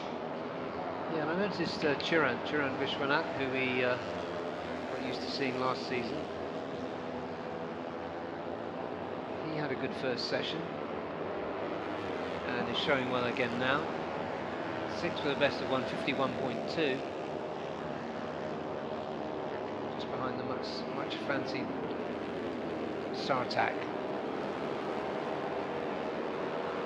He's got a number 1 plate. He's got red boots, he's got a white helmet. That's the defending champion, Muzakir Mohammed.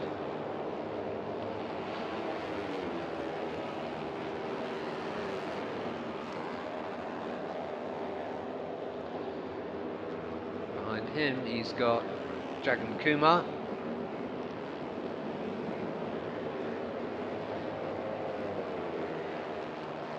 An improving lap again is Rocco Sessler.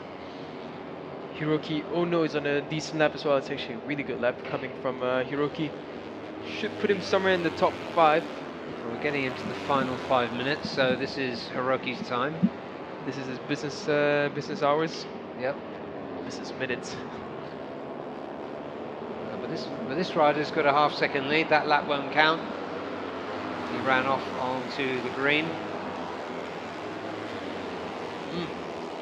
Rocco Sessler up into 4th place, 1 minute 50.978. So Rocco has no issue adapting to the TBS bike already. Or the new circuit. Absolutely. So you can see the quality, and there he goes. There goes Hiroki Ono, number 1, and he's into the 149s. Look at me. We do have to remember he had a big crash in practice 1. Yeah. He's come back. You'd think he would have changed the rhythm of his outings. Nope.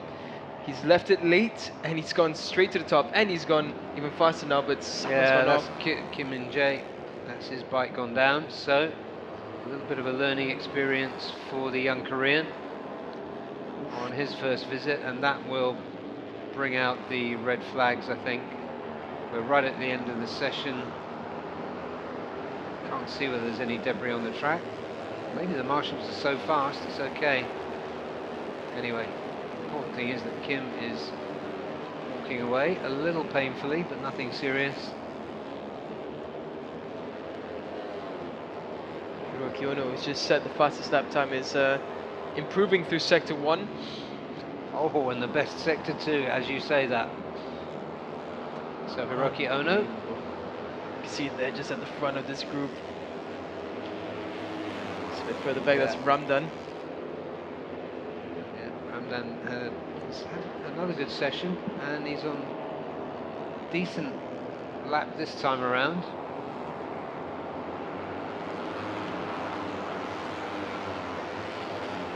Should get another 2 times around after this.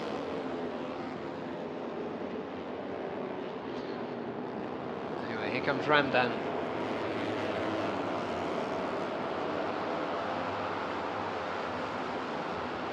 Nice and clean. Clicks the quick shifter. Hiroki Ono just set a 1:49.669 on the last lap. That's the fastest lap time of the session. It's unbelievable. He's just looking really uncomfortable in rhythm. See that just backing off on this as well. Yeah, that's enough. He doesn't need the extra lap, I don't think, to make sure that he goes through. Yeah, Sartak came up through as well. Sartak He is claims impressive. the best ever Sector 3. And again, I think he did that in the first session, didn't he? Sector 3, that's the important one. When you can literally fly down from turn 11, almost from out of anywhere, and get yourself in position to go into turn 12 first. So that's really interesting. Zakir now in third, 50.2. 0.8 of a second covering the top 5. Fifth being Dekitiano Aldi. So good to see him having another decent outing.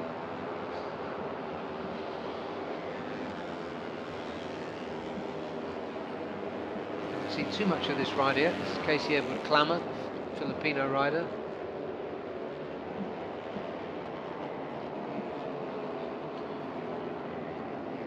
Got improving laps coming in for Deki and Ati. For them improving their personal best sector times in Sector 1 and Sector 2. It's Rishi Takahiro now, who hasn't found anything special in the last few minutes.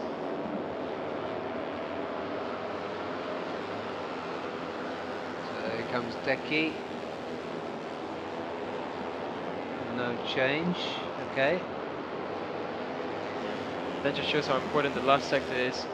But Ati does make the last sector count, and he goes up into 6th. That's Kim and Jae. Yeah, that's it. And if you're watching in Korea, don't worry about that. That's all part of the business. It's a new bike, it's a new circuit. And what it shows is that he's been pushing hard enough to learn something. So he'll be back tomorrow. We have two-part qualifying for this class as well. Just looking there at Hiroki Ono, number 2. Number 2 on the bike only, number 1 on the timing screen.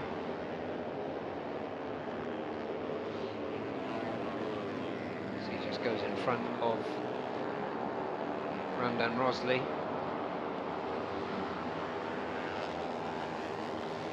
Two riders in the 149s, Hiroki and Sartak, separated by 33 hundredths of a second. Now then, here comes Hiroki Ono again, but okay. Good Sector 1. Again, Hiroki's doing this without any slipstream. He's got Ramdan behind him for company. But yeah, without slipstream on even in TVS, it would play a huge factor. So right now he's having to slice through the air on his own. Second sector, good, See, but yeah, not faster. no. It's decent though. Very decent second sector. For comparison, on that sector, Sector 2, Hiroki did a 41.7 on while Richi Takahiro on the same sector, a 43.420. Sorry, 42.3. So a second and half a second of a gap. Yeah. Anyway, we're about to find out how he did in Sector 3. Oh, he did a 149.539. Well, there you go. He just emphasizes the superiority. Oh, that has really been chased hard by Sartak. Credit to the young Indian again.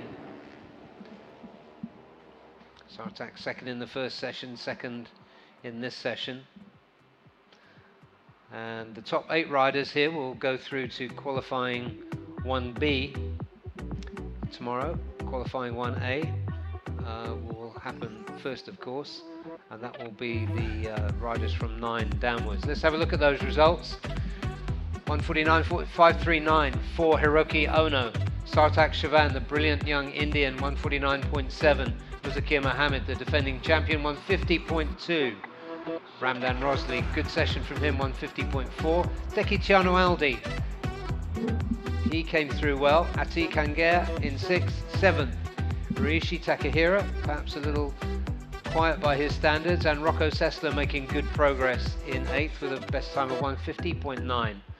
Vorapong Malohan will go into qualifying 1A tomorrow. He finished 9th, 10th, Chirant Vishwanath, 11th, KY Ahmed, 12th, Casey Edward Clammer, improvement for the Filipino in that session. Jagan Kumar was 13th, Kim Min Jae was 14th, and 15th, Irvin Eksan, the Singaporean, in 12th, best time 157.6. So, interesting session there for the TVS Asia 1 make. We'll be back with them tomorrow at 8:40 for qualifying 1A, which will be very closely followed by qualifying 1B to determine the top 8 grid positions. Now we're going to take a short break, and when we come back, it will be with the third free practice session of the day for the AP 250s. So stay with us. You're at Chang International with round 1 of the IDEMITSU FIM Asia Road Racing Championship.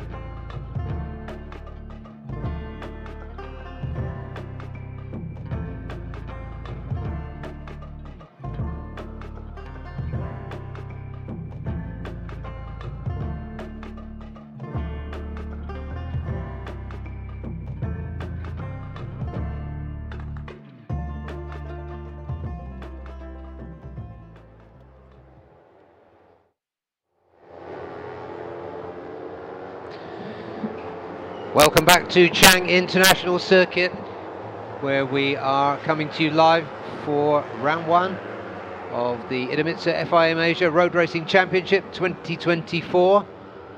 This is Friday, which means it's free practice day. We have 3 more sessions to go, and this is the final session of the day for the AP250s. There's very much a new look for at least the dynamics of the AP250 field this season. And something of a new look for the championship as well, because this season we welcome in Indian Oil as our official fuel partner for the series. All classes will be using their 100 octane fuel for the whole of this season, so very warm welcome to Indian Oil as our official fuel partner. And just getting back onto the track, just going past there was the number 18 machine of Nguyen Hu Tri, one of no less than 3 Vietnamese riders now in this championship. He is being tracked by Warrit Tongnopakun. Warrit, a very highly regarded Thai rider who came through the Honda Racing Thailand talent scheme and going extremely well in the East NJT team, proudly carrying on the fairing the PTT logo. PTT is the big oil and fuel company, national fuel company in Thailand. So it's great for them as a team. And he's been tracked there by the Vietnamese rider, who's doing a very good job of staying with him and even looking as though he's got a bit more pace in these very early stages. It's a 30-minute session. We are almost 25 minutes through it. So we've had a couple of really interesting sessions and 1 or 2 surprises. Daniel, what stood out for you so far today in AP250s? ZX255Rs are definitely the #1 point for me, seeing those bikes go around. Got that right, okay, go on. Other than that, I think in the AP250s, it's been impressive from Yamaha. I think this is the closest we've seen them in the fight against the powerful Astra Hondas.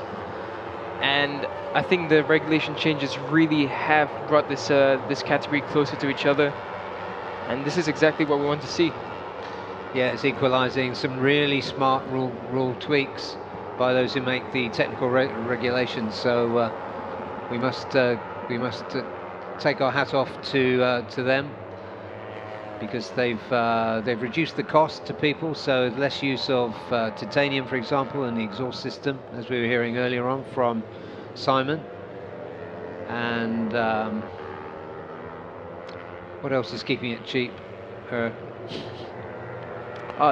there's one more point that I forgot to say, which was the subframe. So there's the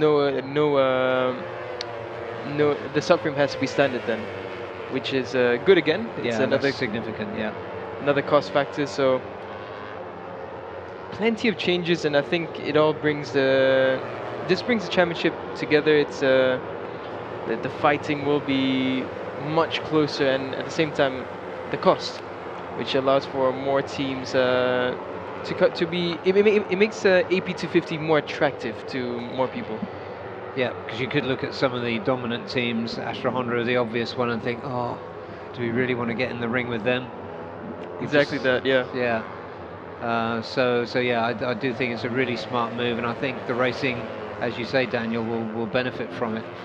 And if you'd asked me one of my takeaways from the session so far, it would have been the rider who just, there we go. There's one of the newcomers. That is Wan Jiadong, new Chinese rider to the series, whose chain has come off his Victor Racing machine.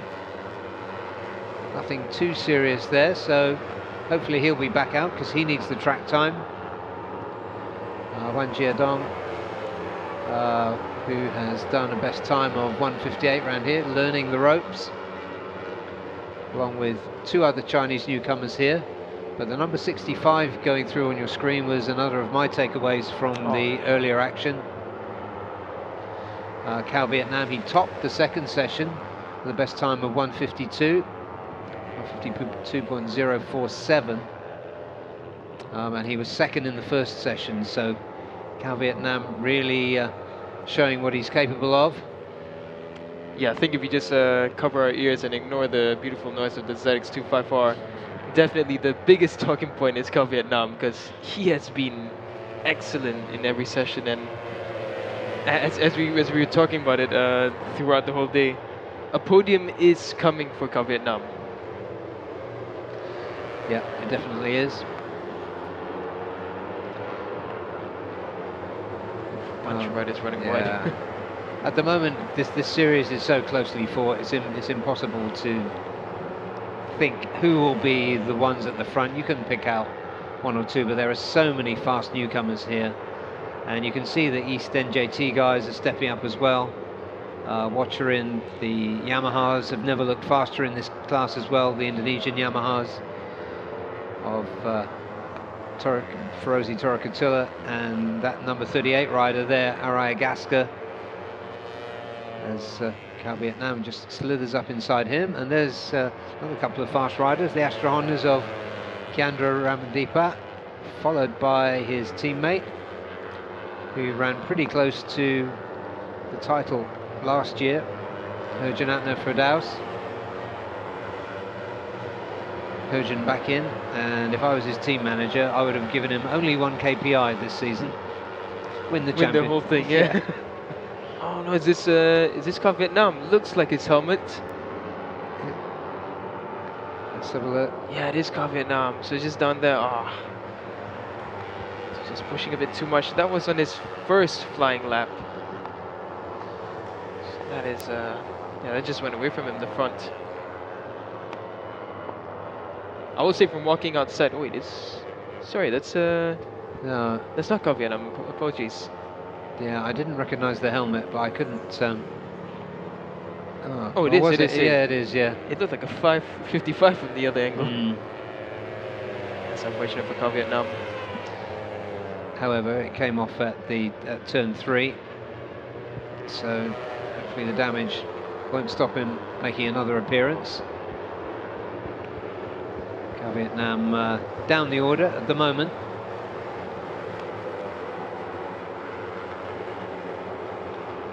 Just going up to the top is Kiandra Ramandipa there, and Ferozi Torakatula.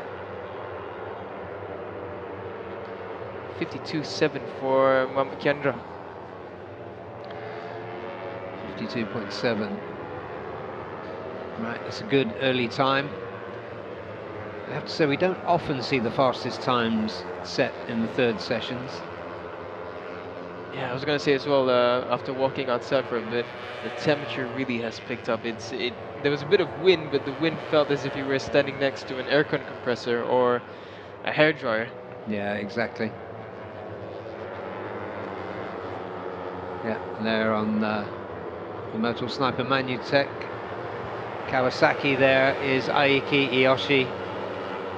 These are running 250cc 4 cylinders, as Daniel in particular has been waxing lyrical over, but I'm actually pretty fond of them myself. I think it's so interesting to have different engine configuration in this championship, as well as the rule changes.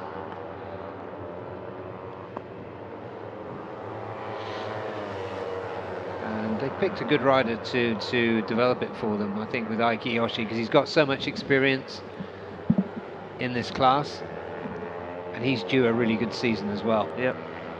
And my other thought is that maybe some other teams will be looking at this bike now and thinking, you know what, maybe the Kawasaki might be the way to go as well. And it just makes the Kawasaki much more attractive again in this AP250 class, because we know the struggles they've had. And this is the first season for the ZX25R. I don't know of any other championship that has raced it yet, but this does become tempting for other teams. Yeah, I just noticed Aiki being out-dragged there by those two Indonesian Yamahas. as they came out of turn 12. Because of course the two-cylinder machines will have a bit more grunt. And the R3 is a proven machinery as well in the World Supersport, so there's plenty of parts available for the R3. It's one thing that the ZX25 definitely will be lacking a bit. But that just makes it even more impressive to me that they have got it to this level already. Yeah, absolutely. That group of riders coming up behind Hootri. He's been pretty game so far in his appearances this morning. 12th fastest in the second session, 154.7. But these two are good. This is a good pairing, I think, for Rosie and Arayagaska. Yeah, very much. We've got a well-experienced Ferozi and a young, hungry Arai. I was just as that was all happening, I was just wondering, we have Mandalika, a very fast, flowy circuit. We have Sepang, which is a mix of everything. 2 long straights, flowy turns, and hard braking zones. How will the AP250 fare then? Because we've got so many changes, different bikes altogether as well with the R3 and the ZX25. This whole AP250 championship can look so different once we get there. Yeah, I think you're right. Going through in that group there he is, number 63. That's Sharifuddin Azman. Warm welcome to the class for the former Moto3 rider. So he brings a whole lot of quality into this championship as well, as he gets settled into riding production bikes.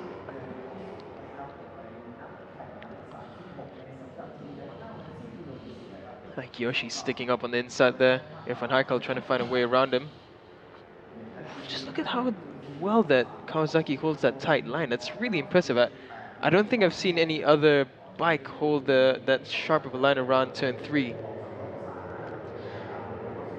Yeah, that could be a useful advantage. It'd be good to watch him all the way through the second and third sectors. Yeah, you can see that, these flowy bits. Aiki's just able to pull away.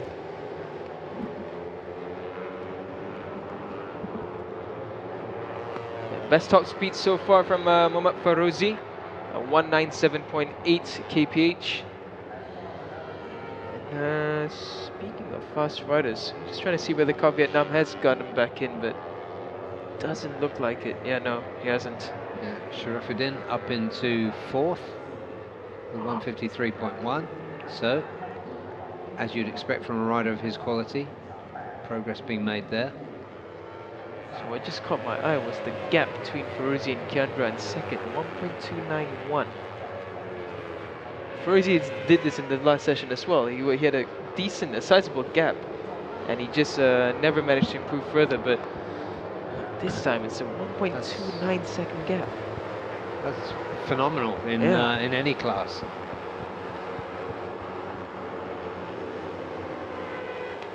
And if it was Sepang, which is a long circuit, maybe, but not here.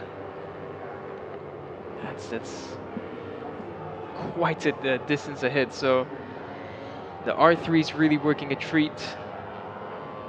And just to think of how far Yamaha have come, we've seen them in 2022 where it just looked really, really tough for them. And last season it started to look a bit better midway through.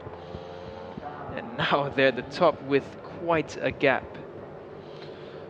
Yep, there is Ferozi taking a well-deserved break.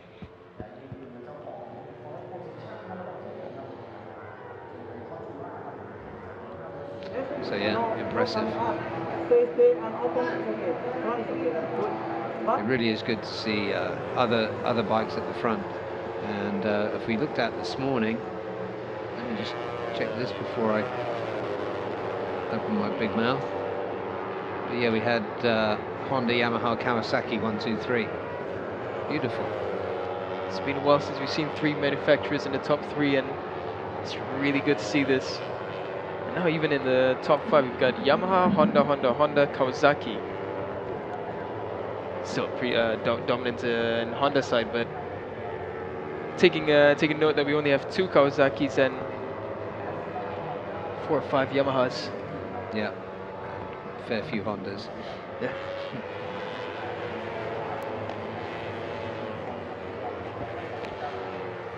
Now for the Arai Gaskas timing just in front of him there, that was Irfan Haikal, I believe. Or was it? Sharifuddin. Well, these guys are trundling in anyway. Really good good improvement from Sharifuddin Osman though. It didn't take him that long to get acquainted with the AP250 class. We'll ignore how far ahead Faruzi is, but we'll take it from second down. He's only 0.3 off Kiandra Ramadipa and just about 0.3 again behind Herjan Atna. So really good job from the ex-Moto3 rider. This is what we want to see. Yeah, most of the field in the pits now. Who's still out on track? Turin, maybe. Anyway, let's take a look at what's going on in here. That is Herjan Atna, who, as we were saying earlier, we suspect has only one KPI from the boss. Yeah, it's going to be tough at this time for him with Kiandra as well, still performing so well. He had Veda in his way as well as Reza last season, just when he thought that this might be the clear one for him, but now Kiandra's looking really good. Yeah. So rider having some quality time there. One of the 3 Chinese riders who come in this season, Shen Zhang. And we know we've got people in China watching this, so shout out to all you guys too. We look forward to catching up with as many of you as can make it to Zhuhai in about 4 or 5 weeks from now, in the middle of April. Shun coming in for a break as well. So this is 2/3 of the way through the session. They will all go out for qualifying. There's no split qualifying in this class. Number 25 there is Watcherin. He's been busy out there, really putting in the work. Watcherin currently 10th with a 153.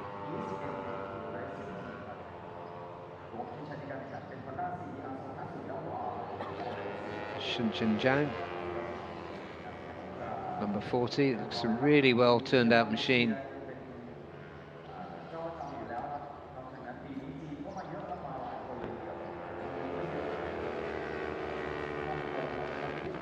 So in they come. So break time. What can we pick out of this? Apart from the excellence of the Yamahas, and there's Warren Tongnapakun. Another tall rider who's very good at folding himself onto a relatively small bike. Chat time in the IDEMITSU Bunshu Honda pit. Sharifuddin and Irfan Haikal. You know Sharifuddin, or Damok, as you can see on the back of his helmet, but he struck me when I met him yesterday as being, well, extrovert was the first description that comes to mind. But yeah, confident, very entertaining guy actually. Yeah, he's a good character. And, great energy. He does, yeah. And it's great to see him. I mean, I think just racing fans in general, we were all just so sad when he couldn't keep up his performances, and especially with the injury he picked up in the last round of Moto3 last year. He didn't get the finale that we would have wanted to see, but this is a second opportunity for him, and I think everyone in Malaysia and racing fans in general, when they see a rider like this, you just hope that he finds his way back into his top form. Yeah, amen to that. Well, he's come here with a very positive attitude. I'm really looking forward to seeing how he progresses. It's just funny looking at the difference between Sharifuddin Osman and Irfan Haikal. You have Irfan Haikal, who's hungry, young, and barely reaching the ground when he says he sits on the bike. And Sharifuddin Osman with all that experience. And I think that's a great opportunity for IDEMITSU Honda and for Irfan Eichel. Irfan gets a great teammate next to him.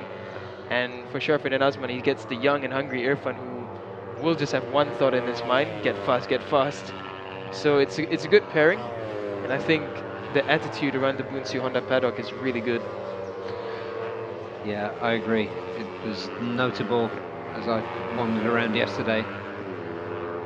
That is number 25 there is Wacharin Subtimon, sitting in the middle there. Been a busy rider today for East NJT, but going back to Sharifuddin, if he is within, well, he's in striking range now in the 153s.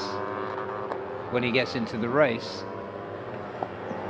that he will find that extra time with that extra track position that he needs. Definitely. It's the experience in Moto3 is pretty much unlike anything else you're going to get. And he's a good fighter. He's really good in a battle. I think it was on his debut. Immediately he scored points close to the top. I think he was either in the top 10 or close to the top 10. So one thing about Sharfin and Osman, we can definitely expect a good fight coming in for him this weekend. Looking at his lap times now, it's really looking tasty. Yeah, you could say in striking distance now. So there's a whole gaggle of Hondas coming out now, led by the Astras of Hergen and Kiandra.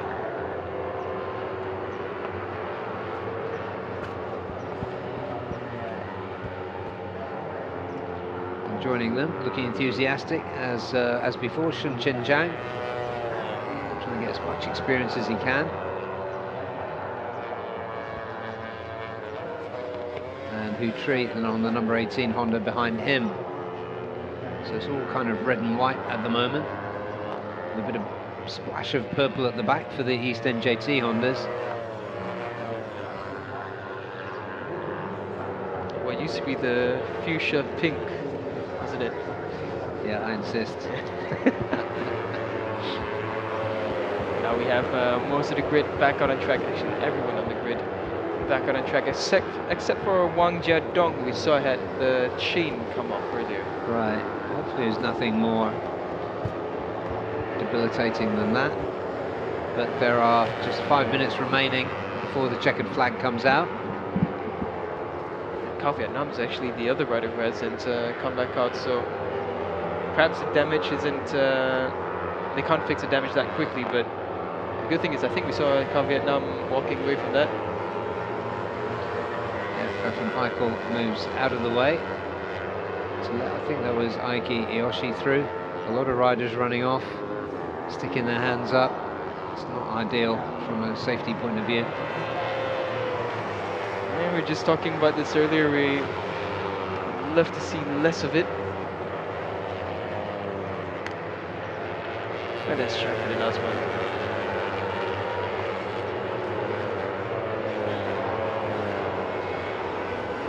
So Hergen leads this group into turn 12. 2 more laps should work out to. Kevin Quintel, the Honda Racing India rider, in amongst that group on the number 11, being passed into turn 1 by Wacharin, the number 25 for East NJT.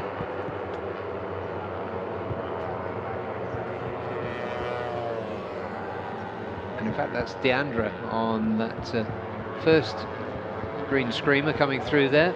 I saw Aiki Ioshi a little further back.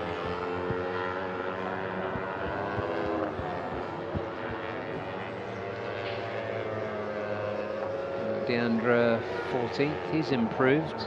155s now. Yeah, it's found a bit more rhythm now. It's getting a bit faster. So we can see both Deandra and Aiki running together. It would be nice to see that. At least we can see them working as a team, as a pairing. Yeah, somebody didn't make it to make the exit of turn 4 there. Stayed upright, but went very wide. Something lying in the track there, I noticed.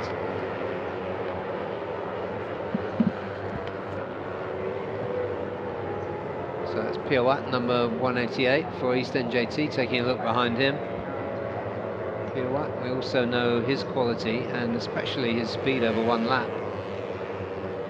He was previously a regular in AP 250s. He took a whole hatful of pole positions.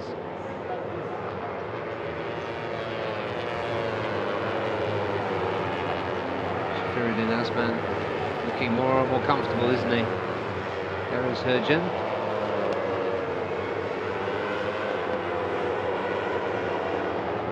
Got a number of riders on improving laps. Nguyen Hu Tri, Pacharagon Tagalong, as well as Wacharin and Araya Gaska. No real Nguyen Hu Tri and Pacharagon 13th and 14th respectively. They improve up a few positions. Araya Gaska goes up into 4th. So now it's Yamaha, Honda, Honda, Yamaha, Honda. Yeah. And then Kawasaki. And then Kawasaki, yes. The beautiful sounding ZX250R. But this is good news though for the championship once again. Everyone's bunching up closer. The times, the gaps are just very, very minimal. And Mohamed Kiandra as well, he's down in 16th, but to Musin Paramban and Pacharagon and Nguyen Hu Tri in front of him, it's not that far. So we're getting a really tight AP250 championship here. Yeah. Just looking at the sector times, because Pirouette, it looks like he's on a move here. He's currently down in 17th. He's done his best sector 2s. He's going to lift himself up a little bit. He's not on the pace that he really needs to be. Looks like Ferozi is just about to improve on his lap time again, and we'll be looking at the lower 151s at this point. Morit on a good lap, Wacharin as well as Pacharagon and Musin Paramban and Piawa Batumyos. So I suspect maybe the temperatures are coming down slightly. It's the sun's out to play. Everyone's warmed up on the bikes. Yes, we have a shuffle in positions, but Ferozi 151.015. Yeah, that was no flash in the pan, was it? Araya Gaska, he improves as well. Remains in 4th. Erjan in 3rd. Irfan Haikal for the first time up into top 5. Yeah, that's good to see. Wacharin as well up into 6th. Yeah. Sharifuddin shuffled down a little bit to 7th, but like we were saying, I think he's looking increasingly comfortable on the bike here. Torkatula coming up behind Pirouette. It's a good measure too. Yamaha makes fairly short work as he comes out of the slipstream into turn 4.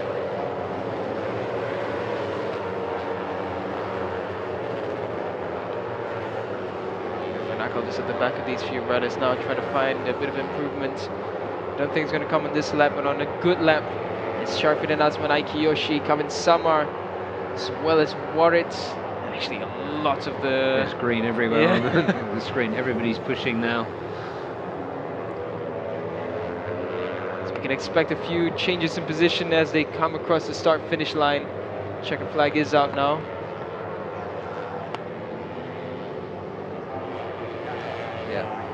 Still pushing the hardest, looked like Kiandra and Ferozi.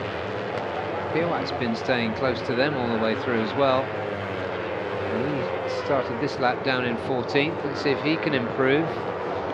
Sharifuddin just behind them. Right, let's see what happens.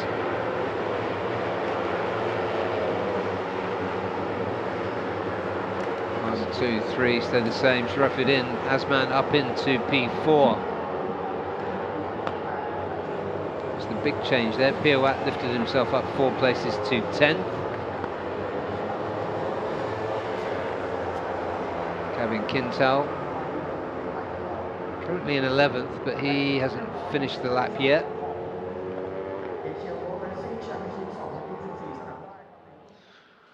So very different look to this AP250 field for this season, and exciting to see. But there, The stunning fastest lap, 151.015 for Rosie Torikatula, was the fastest man today from Kiandra Ramadipa, newcomer to this class for Astra Honda Racing, who bettered his illustrious teammate Herjanatna Firdaus for Astra Honda, who was third. Fourth, Sharafuddin Azman, good performance from him, he got faster all day. Ara Agaska, another fast debutant for Yamaha Racing Indonesia, fifth. Sixth, Irfan Haikal, good session from him. Wacharin Tuptiman and Warwick Tongnapakun, both from East NJT, 7th and 8th. 9th, Aiki Yoshi, 10th, Piawat Patumyos for East NJT.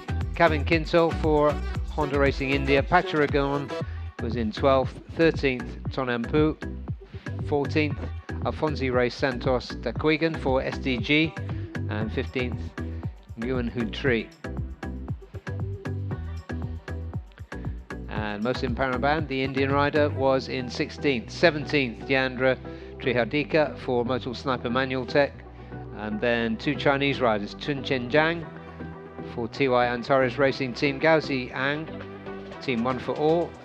And from Hong Kong, Longnang Zi for Victor Racing. And also for Victor Racing, Wang Jiedong, who lost a chain in that session. And Freyr Marcos Suba for Pittsbike One Way, JRT Tech 2. Cao Vietnam recorded no time. He was second in session 1 and first in session 2 today. Let's hope he can get that Honda straightened out and ready for action in tomorrow's qualifying. So we're going to take the shortest of breaks now. Next up will be the final session of the day for the Supersport 600. Another class where the dynamics have changed somewhat for this season. They'll be coming up in 8 minutes from now. 6 minutes from now. Coming soon. So stay with us. We are at Chang International Circuit for free practice day for round 1 of the IDEMITSU FIM Asia Road Racing Championship.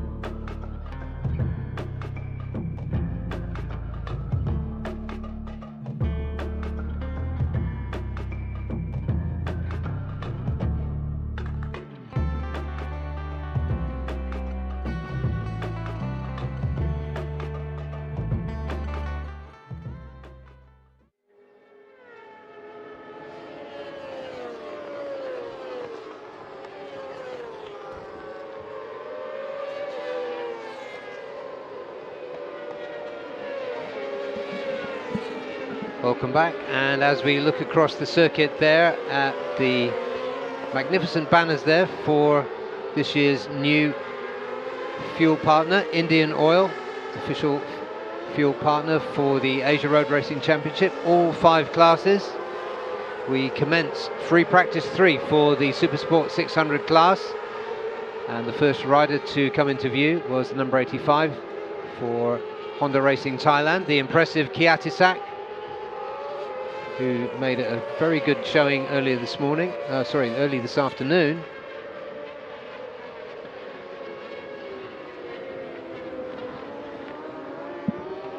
And just looking at the riders coming out now, we've got a lot of newcomers. We've got Kiatisak, we've got Tana, who stepped up from smaller classes. We've got Wayu Nugroho, Veda Ega, Reza Danica. What do you think of this batch of class rookies, Daniel? Yeah, I think the rookies have showed up, and it's going to put pressure on to the almost veterans of this category, Atsurai, Helmi, as well as pretty much Apiwat as well. Apiwat has been brilliant, but at the same time, you have to think Wahyu Nugroho. He's a rookie, and he's been so impressive. And well, for Veda, he still has a big learning curve to go around, so still needs time. But Reza in practice 1 has been no other word than excellent. But in practice 2, we saw a bit of a struggle.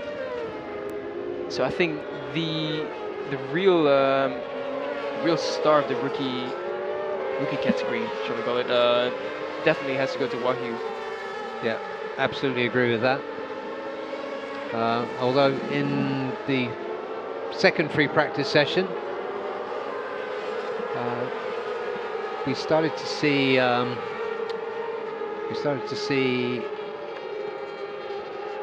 No, I've lost it. I lost my page here. But McKinley Carl Paz. Yeah, we saw a good improvement from him. Yeah, he came through quite late in session 2. There is Wayu Nugroho. Also my rookie of the season so far, now that we're into the third free practice session of the first round. But yeah, that was a great introduction from him. And behind him, the number 49 for Yamaha Racing Indonesia. That's Ray Matsuoka, who is standing in, not for the first time, for the injured Andy Fadley. And behind him, very familiar IDEMITSU Bunsu Honda of Helmi Asman, who's been good all the way through as well. And it looks like, you know, at the very top of this class, it looks like a 3-way fight between Apiwat, Azroy and Helmi. So I wonder if any of the rookies, as you said, they have shown up,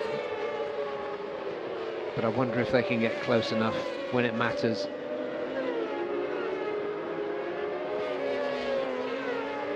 Oh, he's getting nice and up close to Helmi Asman there. He's going to get a great view of Helmi's really nice riding style. He really sticks his elbows out, and it's just the way he loves it.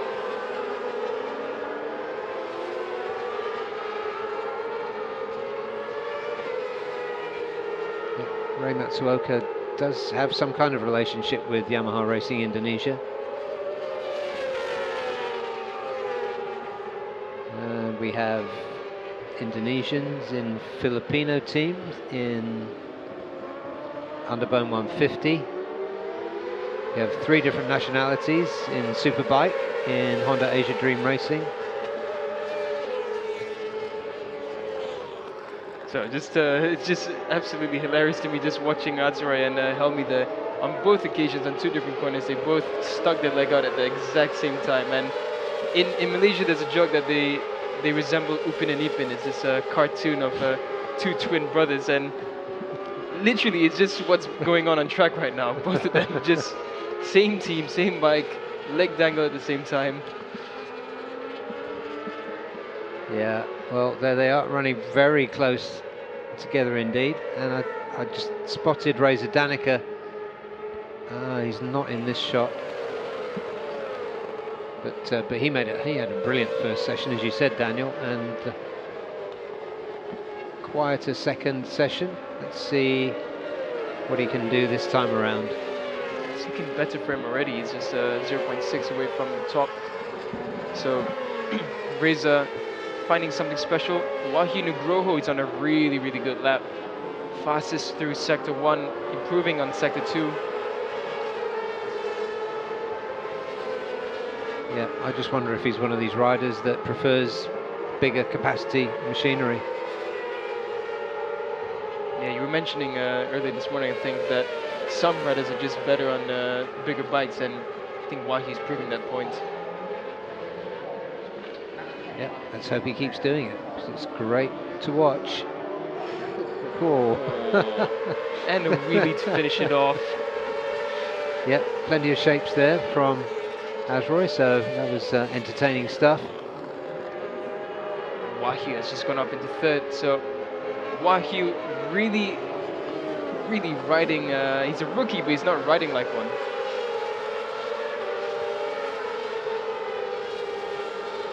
Veda's just come across to improve again. 1 minute 40.894 from Veda Iga Pratama. He's a bit slower on that lap, so I think maybe a mistake somewhere.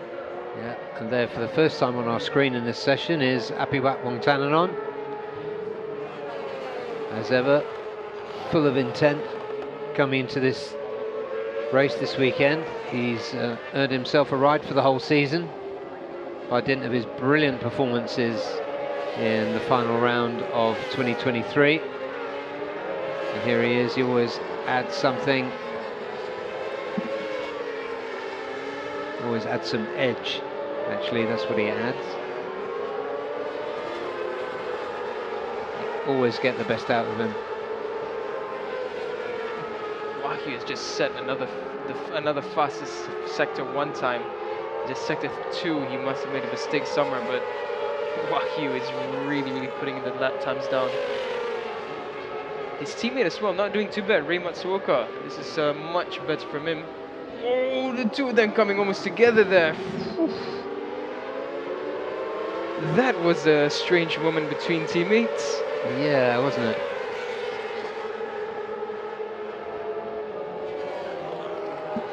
So let's see a replay of that. Yeah, here we go. I thought we might get that. Thank you. So Wahyu went from the inside and then he went out, and I think he would have been better just sticking on the inside there, but I think his intent was a good one. He didn't want to push his teammate off the line, but yeah, that got close for comfort. Yeah. And as that happened, Adinanta Putra has gone up into second at 139.5.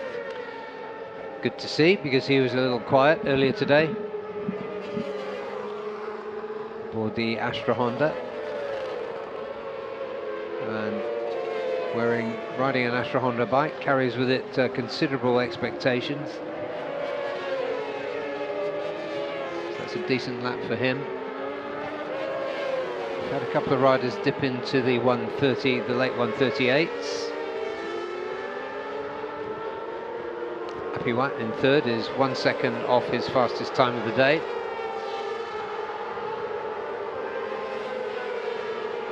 Thailand's just improved now. Thailand Long Pleo 140.080 pushes Reza Danica down into 7th. Reza Danica has gone back into pit. Yeah, Helmi's giving it everything. This has been a good lap for him. He just got out of shape, so let's see whether that affected his overall lap time. Here he comes. 39.959 for Helmi, so Yeah, lost some time there in the third sector. that's it.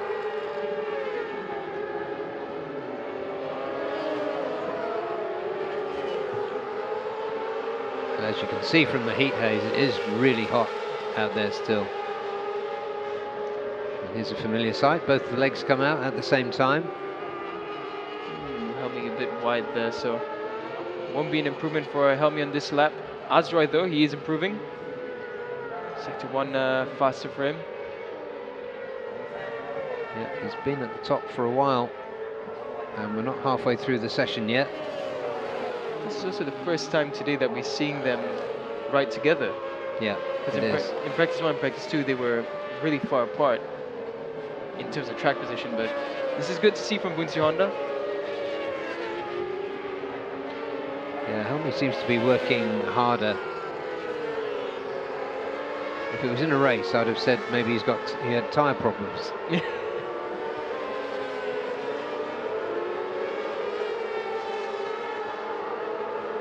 Now Azrai comes across sector 2, not that much faster than anyone else. So it doesn't look like it will be an improvement from Azrai.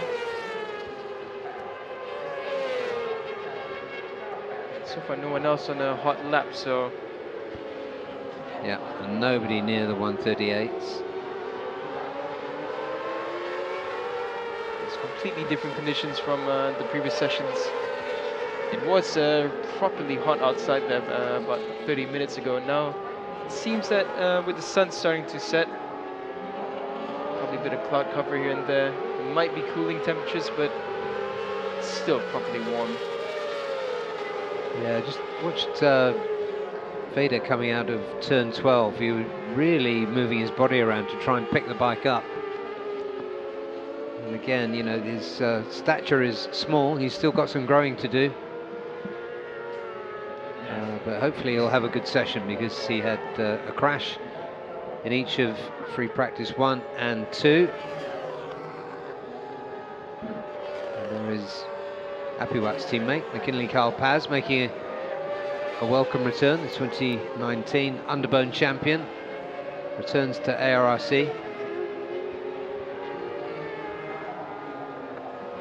Yeah, so thinking of Vader, I think definitely riding 600s is going to be really taxing on his body, because I remember having these conversations with riders where the discussion really is that 600s can be they're fun to ride, but they're way much more work than for example a 250 or a 1000cc bike, because a 600 is essentially like riding 250s but with that much more power and that much more movement, so it's a lot of control that has to happen, hence why you can see Vader having to work so hard on the bike, especially with the character of the Dunlops. It likes to spin around, which is really good because it allows the momentum moving forward, but you also have to really counter the movement, and that's where you start getting arm pump and all sorts of things. Tell me something he really wasn't happy with there. Yeah. Couldn't see what it was, but Eased off, looking around. I'm not sure what he's looking for, but he's not comfortable.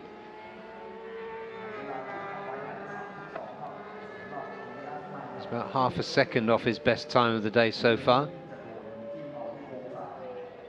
At the moment, he's on a little bike ride with Wayu Nugroho.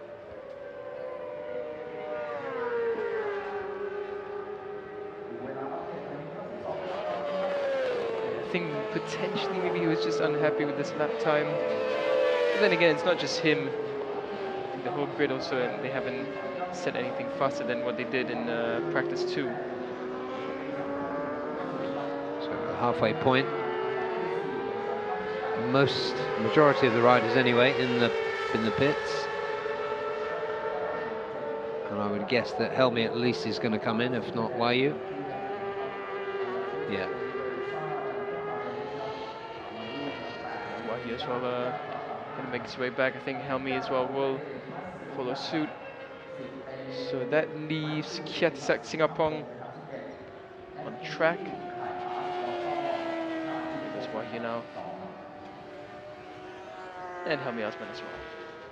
Yeah, Helmy needs to reset, doesn't he? Yeah, he has the pace, but I think maybe the temperature is just getting in there. So Yeah. I will say so far, to me, the star of this practice session has been Adinanta Putra. This is really looking good from Adinanta.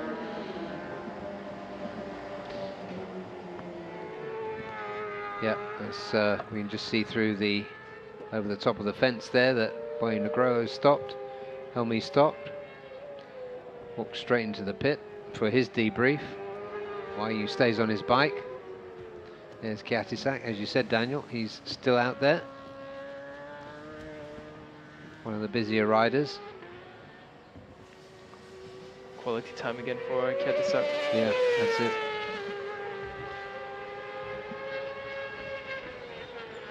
Yeah, not stopping this time either. Good lad. Beautiful thing about seeing a rider alone on track, you can just hear all the noises and squeals from that the bike actually makes when it's out on track, and hear the brakes and everything. It's an orchestra. Yeah, it is more quality time because your sound isn't mixed up with anybody else's. Yeah.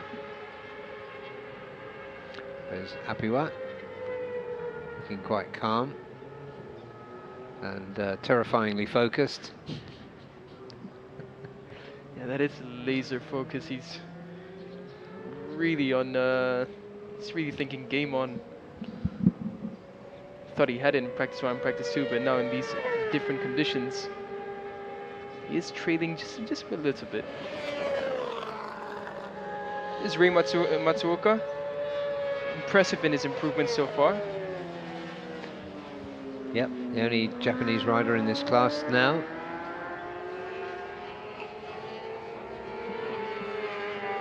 Again, would have loved to see Kito Abe in this category now, especially with the improvements that Yamaha have made this season, it seems. It'd be really good to see him out. Yeah, Kiatisak enjoying himself and pushing along nicely. That was his best sector 2.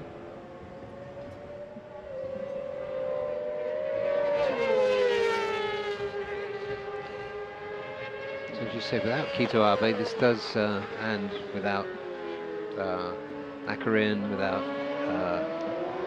Soichiro as well. Soichiro and Kip, it's a very different look. Yeah, it's 4 top quality riders that are missing from this grid right now. Well, Soichiro is an ASB, so is Nakarin. Just going over the rumble strip there. But yeah, we have top riders who are no longer here, but the quality of the field is still there. Yeah, so like you, I'm glad to see Adananta making a good impression there. Yeah, we saw him last season. He was slowly creeping into the top 6, top 7 finishing positions. But it was just it was a learning season for him, and I think the target for this season is consistency into the podium positions. We know the Astro Hondas are capable of that, and they have 3 bikes this time, so data will they will have plenty of data to go around. Yeah, Kiatisak staying out there, pushing hard. It's almost as though he had Muqtadar Sarapuch as the rider coach in his garage. Yes, and 11 laps, the most of any rider. Yeah. I think it's been 11 laps in a row, so this might just be race distance calculation for him. It's not a bad thing to do. The race time for them tomorrow will be at 2:55, so about an hour before the current time. So it will be similar to this, maybe a bit hotter. Sunday as well, it will be 2:55, so just before 3 p.m. Yeah. There are the, I can't remember the name of the Malaysian cartoon characters, but... Upin and Ipin. Upin and Ipin.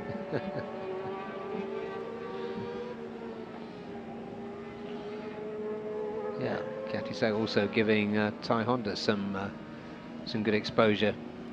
Yeah, Kiatisak just completed exactly 12 laps, which is exactly race distance, and it looks like he will be coming off now. As the others come out. First teammate, Tanat. Tanat with a very nice helmet design, I must say. Yeah, another rider who stepped up from 250s into this class. He didn't score himself a podium in 250s last year, but he was always there or thereabouts, and Honda Racing Thailand would have put him in this class for a reason.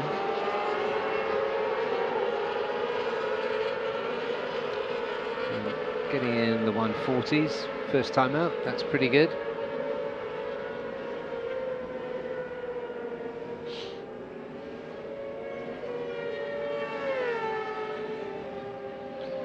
And here they go, in tandem.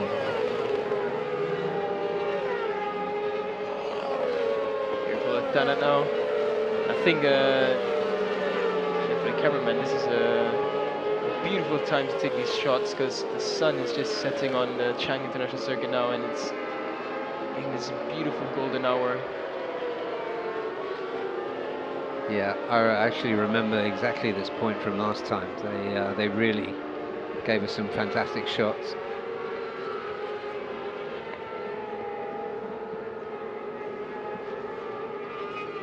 Just under 7 minutes left in practice 3. It looks like everyone has come out back onto the track, except for Kiatisak, who's just gone back in on the last lap. That's right, he's earned his break. 6.5 minutes remaining of this third and last practice session of the day for the Supersport 600s. We've got one more coming up after this, which is the final session for the ASB 1000. Whereas the rest of the field start their first flying lap of what must be the final stint. There is Adinanta, number 21 on the Astra Honda, just going through there. To Yamaha Techni Racing bikes, they're there. 23, that is McKinley Carl Paz, and 24, Apiwat Wongtananon. I think that was Tanak there, ran wide. Wahyu Nugroho has just set the fastest Sector 1 lap time again, so every lap that he's done, he's improved in Sector 1. Apiwat as well, gone really fast through Sector 1. Similar time to Wahyu's sector, so this will be interesting. There will be shifts in position coming up. Yeah, good Sector 1 and Sector 2 for Apiwat.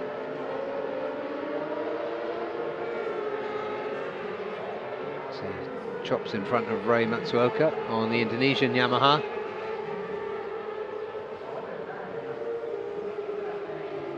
It seems it's Sector 2 where Wahyu loses a bit of time. It's really strong through Sector 1, and then Sector 2 he just falls short by 3/10.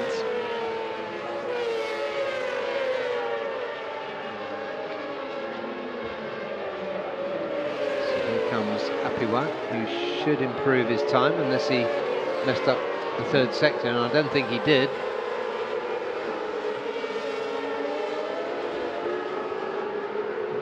Apiwat did improve, but Sector 3, not an improving one for him. So 139.555, so a good bit slower, and nobody in the 138s. Would you say would be a good race time? Mid 139s? Yeah, I think I would expect it to be somewhere around 139s. I think if they start pushing too early into the lower 139s, higher 138s, I think it would just chew up too much tire and just wouldn't have any left. Yeah, and the hard-working Kiatisak, I notice out there. Yeah, he came back out after going back in just for a short minute. Yeah, another glimpse there of Reza Danica. Reza Danica best time 140. Wahyu Nugroho, who continues to impress. Yeah, mistake there from Wahyu. Apiwat, Sector 1 wasn't too good, but Sector 2 is a really fast one from him. Adinanta Putra as well. Very similar lap time coming up.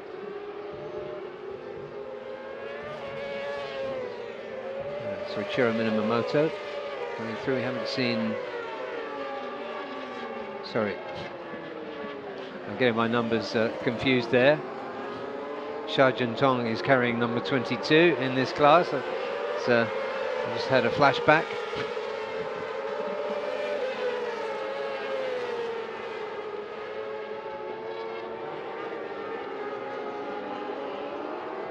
For the Wahyu now around the final turn. This is not an improving lap from Wahyu's Sector 2, as you can see. That's where he had that a bit of an error. But now Apiwat came across a 139.634. So despite losing some time in Sector 2 or Sector 3, Apiwat's still consistent in the mid 139s. It's possible maybe Apiwat's running on properly used tires, maybe from practice 2 or practice 1, just to get a rough idea of where the grip will be in the latter stages of the race. But Danat's on a good lap, 21.576 through Sector 1. Yeah, I'm looking for Razor as well. That was a okay Sector 1, but he looks like he's pushing. Yeah, it's strange. Looking at how fast Reza was in practice 1, you would have thought that the only way from there was up, but it's been pedaling backwards a bit. Whether it's a setup change that they're trying, it's a bit weird, but we know Reza, he's a very calculative rider. He can find improvements with every session, so plus in a race everything can be different. Yeah, definitely can. Tanat, not such a good Sector 2 and a poor Sector 3, so that won't make much difference, but we're looking there at Reza Danica leading these 3 bikes through turn 12.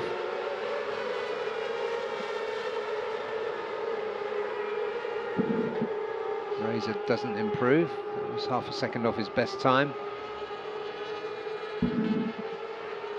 Helmy's just put in a decent Sector 2.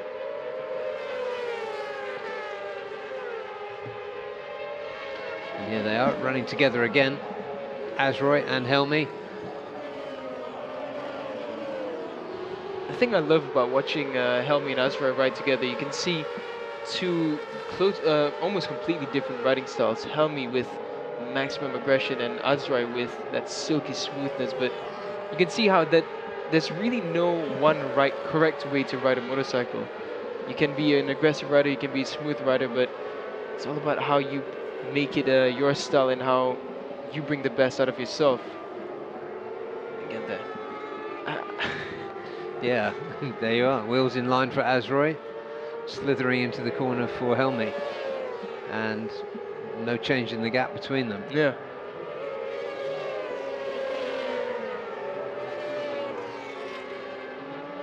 Checker flag is out now. Helmy just taking a look on the inside of Azroy, trying to take a tighter line. He feels he can go faster than Azroy, and he does make a move here. Yeah, this is interesting into turn 5. So they need to get the exit right here to hold the position. That's it, nice and tight.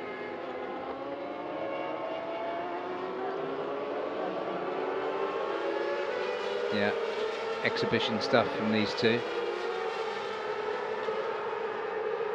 And I think maybe on used tires, and we have seen this before, but Helmy, he can really maintain a tire well, and he understands the tire. I think maybe just the grip level's just that much better that he's just able to put in really hot lap times when there shouldn't be much grip left. Whereas Azroy, he can just be consistent all the way through. And it looks of it, no improvements on this lap either, so... No, so that is, leaves Azroy at the top from Adelanta.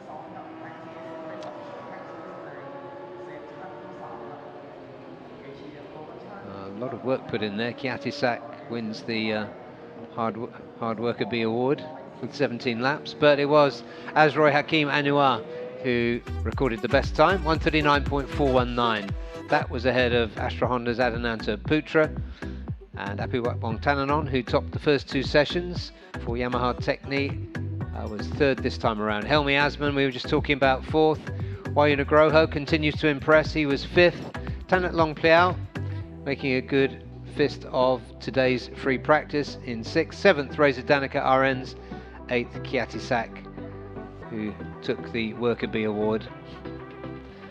And then McKilney Carl Paz, best time 140.5 for him in 9th. 10th, Veda Ega Pratama, who had a clean session that time, no upsets. 11th, Ray Matsuoka for Yamaha Racing Indonesia, and Shajun Tong on the number 22 Victor Racing Team Yamaha YZF R6. There is one more session coming after this one, and you won't want to miss that. That is the final session of the day for the ASB 1000. It's coming up at 4:30 local time, so 8 minutes from now. We're going to take a short break and we'll be back with the big boys right after that. Stay with us and we'll see you then.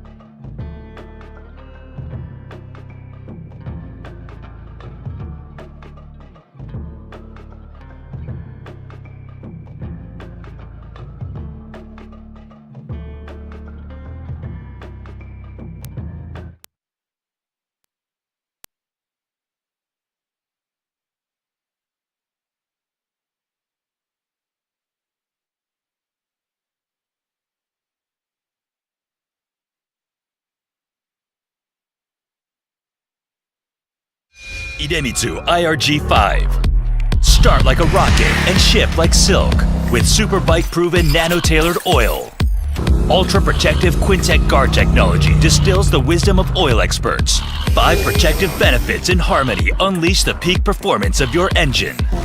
Nano Silky Tech ensures extra smooth upshifting at high RPM. Rocket starts, silky shifts. IDEMITSU IRG5. IDEMITSU IRG7. Race-bred nano-tailored oil for enhanced acceleration and horsepower. Even in harsh conditions, the 7 protective benefits of septic guard technology keep your engine performing at its peak. Even a split-second advantage can change everything.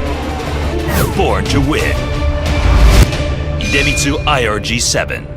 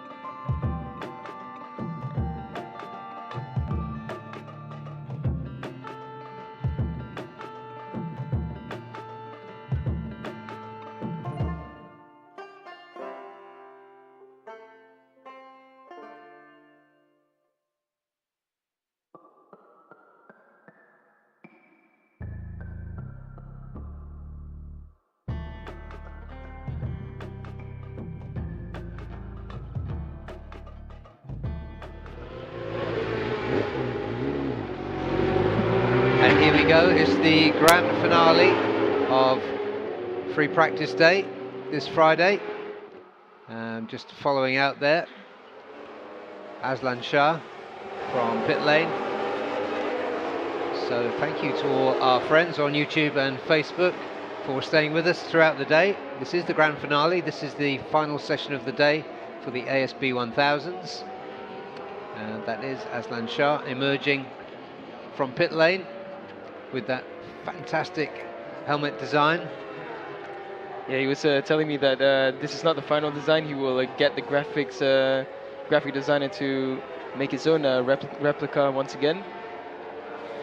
Yeah, and what did you make of, I was fascinated by the interview you did with him earlier. What did you make of that? It's the most positive I've seen Aslan in a long time. I think he looks really confident, and I think he's just going about it really smart.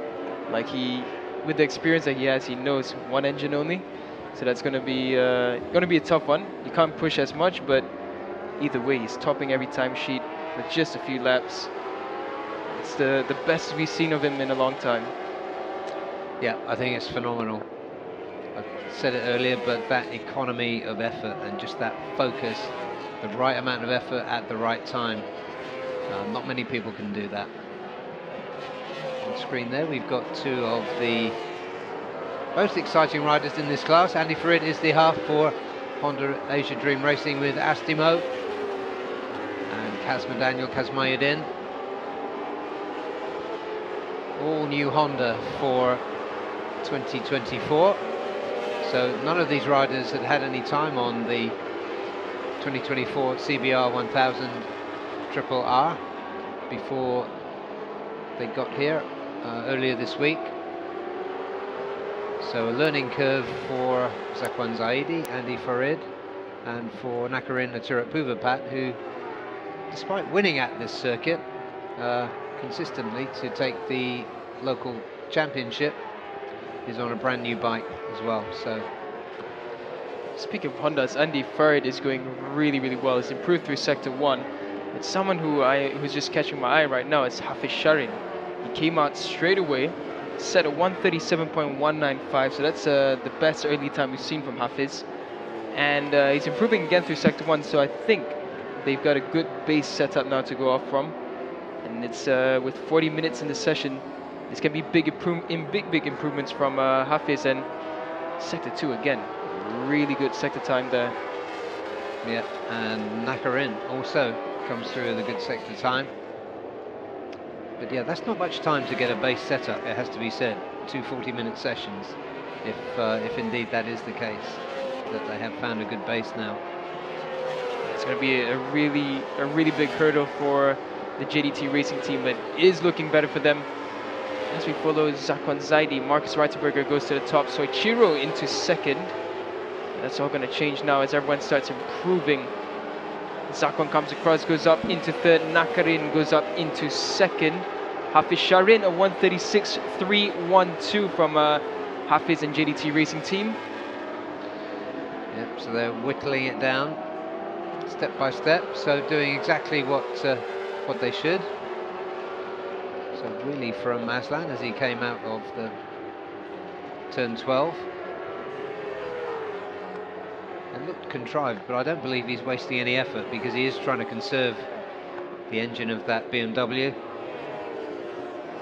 So he'll be going for the same thing again after what he shared with you earlier, Daniel. Just a few laps and a really good lap time. And save it for qualifying and the race. Because really, when we talk about lap times, he's got it. I think he's already proven that he is, well, today he's been the fastest.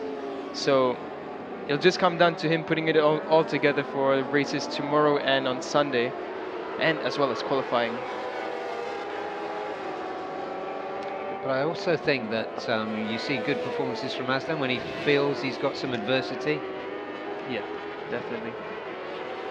In 2022, which was a rotten year for him, the race he enjoyed the most was at Sugo, where he had a chain break and smashed up his foot, but he still enjoyed that race more. It was just this kind of gritty response, to adversity that you have to admire as, well, one of many qualities he's got, actually. Hafiz Shahin's just come across a 136.158, so already their improvements are significant now, and they're closing the gap to the top, Hafiz and JDT. Yeah, top speed improving a bit as well, 296. The best we've seen so far has been over 300 kilometers per hour.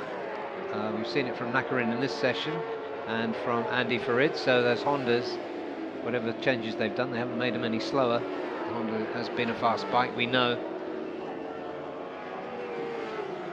And Aslan's BMW, that's the other bike that's top 300. Right in Q now, there was Hafiz Shahin there. It was just set an even faster sector 1 time. Coming across sector 2, and it's not an improving one.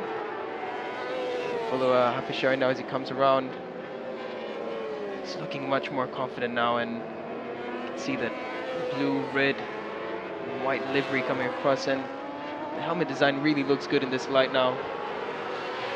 Oh yeah, I mean, aesthetically, it's perfect, that machine. It's a joy to behold.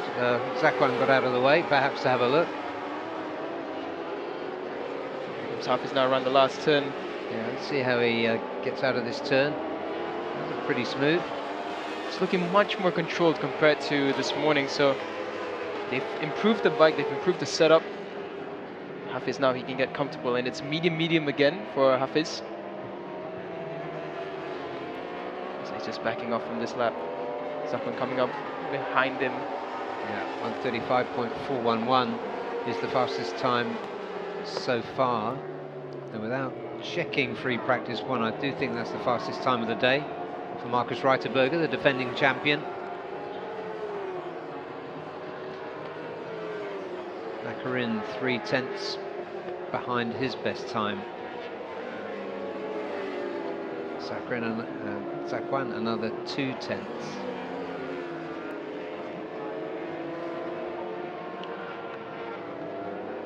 This looks like another very controlled session from Zakwan. This could be just a race pace again from Zakwan, trying to find out whether he can find a bit of a faster rhythm.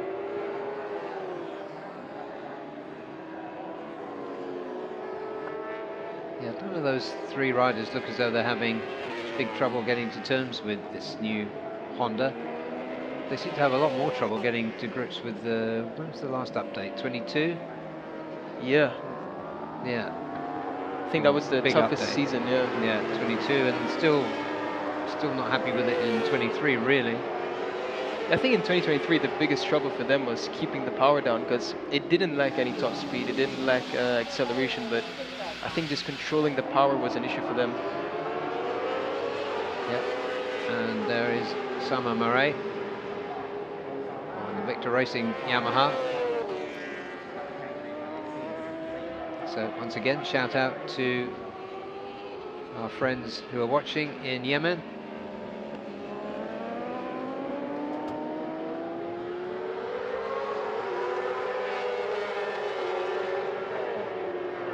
Nakarin, of course, stepping up from 600s for this season in ARRC.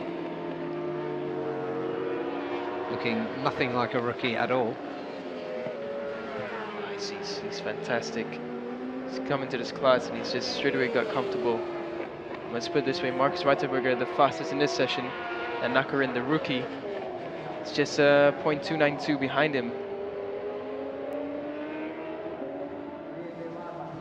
I was expecting a bit more from Yuki Kuni in this session, but maybe he's just not taking any risks.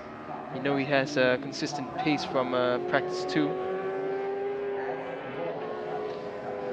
Yeah, we don't know what their plan is in SDG, but what we do know is they always have a plan. See, the one struggling the most in this session is Kasma right now. It's all the way down in 10th at 137.034.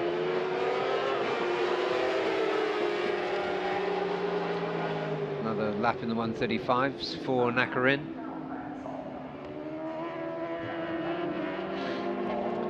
And speak of the devil, there is Yuki Kuni, Making his way out on a sighting lap. Sorry, on an out lap. Yeah, it's still pretty warm out there. Yeah, he came only a few days ago from Germany, where it's a little bit cooler than it is here. There's that nice shot from the camera through into the pits. But Nakarin Terapuvapat looking to earn his Busy Bee badge for the session. There's Azan Shah. He's got his helmet kept on, so I think he might just go out for a few more laps. Probably not too happy with the lap times he's set so far.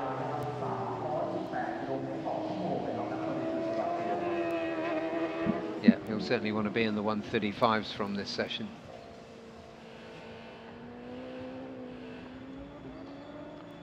Now we follow Nakarin through the final few bends, slowing down on this lap, so it'll either be his final lap for now or he'll keep on going. He's got the track all to himself right now. Screaming on the exit, but Nakarin hammers it down, comes across, and it's a 135.8, so consistent from Nakarin. Yeah, his pace is really good, isn't it? That's what I think is going to be scary for the competitors. They're looking at Nakarin now. He's fresh, he's putting in really good lap times. Yeah, and he was excited when I spoke to him yesterday. He was excited about this. So I just want to get in and fight. Oh, I do believe him when he says that. Yeah, yeah, you have to believe it. So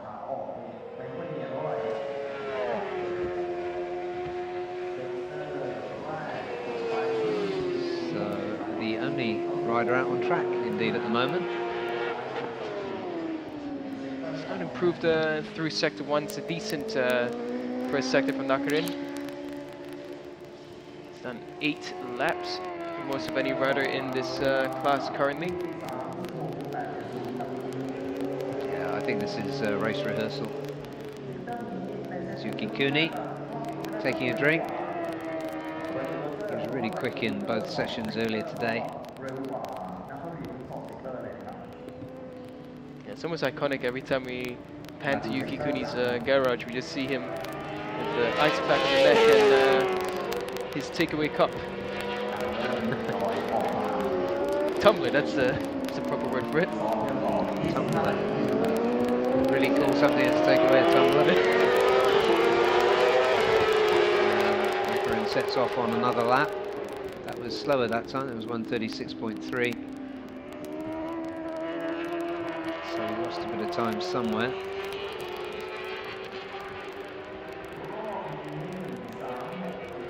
We're in the last sector.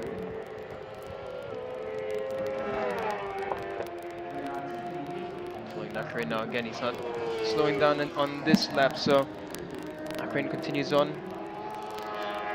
So we're in the pits there with Paswit Tidivararak. He had a decent free practice too. He was in the 135s.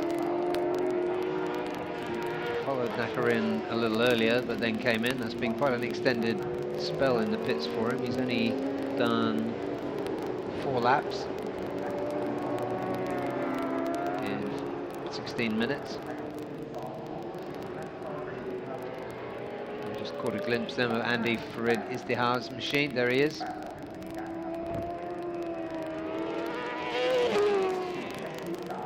Into the perfectly designed pit garage of Hafiz Sharin. That's a nicer image this time in the garage for him. He's smiling. So I think Hafiz can definitely be very happy with the improvements in this session. Yeah, I'm sure he'd like to get into the 135s. This rate for him, it's definitely coming. Yeah, he's got plenty of time in this session. Back to you, Joe. Not smiling.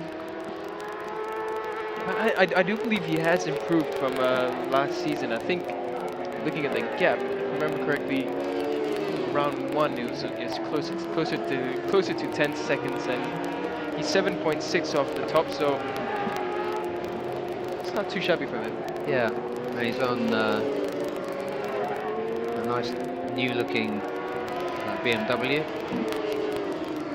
Yeah, after one of his got destroyed in the Zhuhai crash, unfortunately. Oh yes, yeah. It's not wasn't a cheap one. No, it wasn't. And he was still hobbling for the final round here.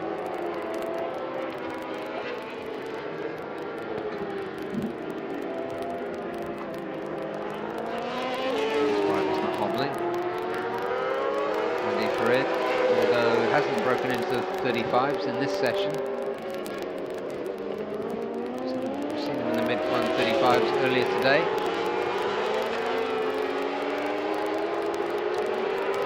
Barrett goes up into 4th now. 136.017 pushes Afisharin down into 5th. Yeah, notably that was a good 3rd sector that took him there. Yeah, because he didn't improve through Sector 1 and Sector 2. Was that Sector 3 that really took him up? Yeah, so on the screen there, you've got the 3 Honda Asia Dream racing with Astimo CBRs, Nakarin, Zakwan, and Andy. They're sandwiched between the BMW of Marcus Reiterberger and the Ducati of Hafiz Sharin.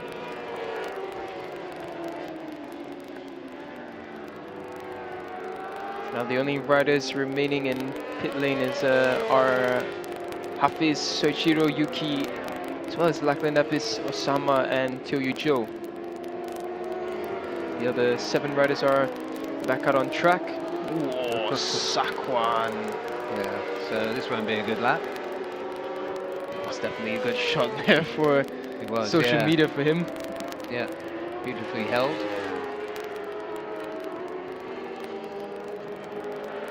Pick up the heart rate a little bit. He's running the hard front and medium rear, so it looks like with the temperatures that will be the preferred choice for the Hondas and BMWs at least. But Yamahas, it still looks like they're figuring it out. Sometimes we see them with the mediums, sometimes hard fronts.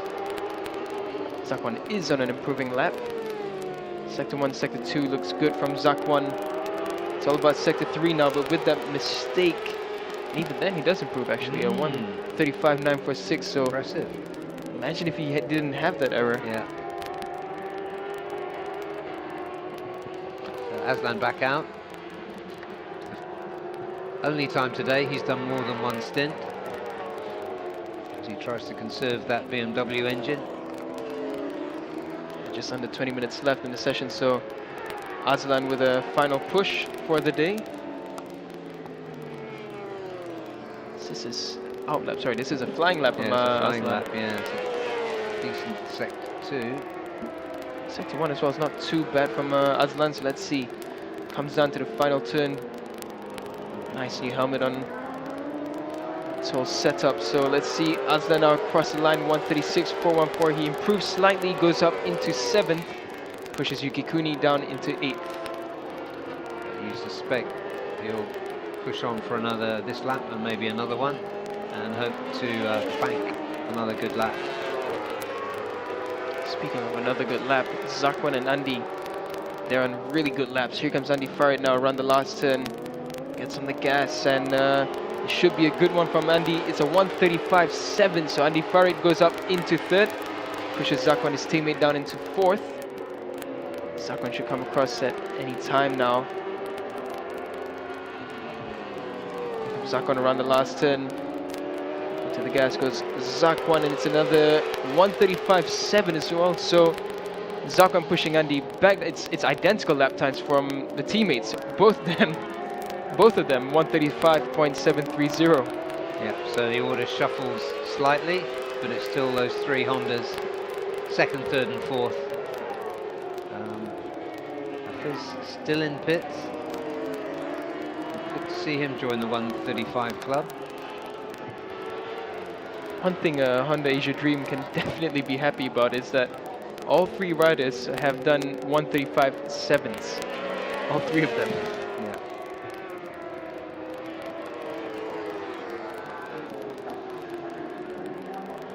Yuki Kuni back out. Best lap in this session of 1:36.4, which is a second slower than his best lap of the day. And as you were saying earlier, Daniel, he was showing really good pace earlier. He's improving now through sector 1. Yuki Kuni has been truly impressive, and saw him at the media center earlier, and he looked in good spirit. He was absolutely happy, and I think he definitely can be after practice too. It was a good show from him. Andy, all right, looked like for a second that they switched positions, but it's the same. They haven't improved. Both Andy and Zakwan still in the same lap times. Now we follow Yuki Kuni. Sector 2, not an improvement from Yuki, but still a fast one. Yeah, you can see the intent now. This is going to be a stint with intent. 36.409. So it's an improvement. It is an improvement from Yuki. Mediums is his choice of compounds. Yeah, Aslan is on a quickish lap by the look of it. Aslan's on a decent one. Zakwan as well. So Ichiro and Lachlan both coming out from pit lane now. So I just wonder how late Hafiz is going to leave this. Got 16 minutes left. Yeah, it's the cool head that you develop from competing in MotoGP, I guess. There's nothing quite like that pressure cooker. Oh, Aslan run off, so that won't be converted. Those first two sectors won't be converted into a good lap time. Slightly frustrating for the Malaysian former champion.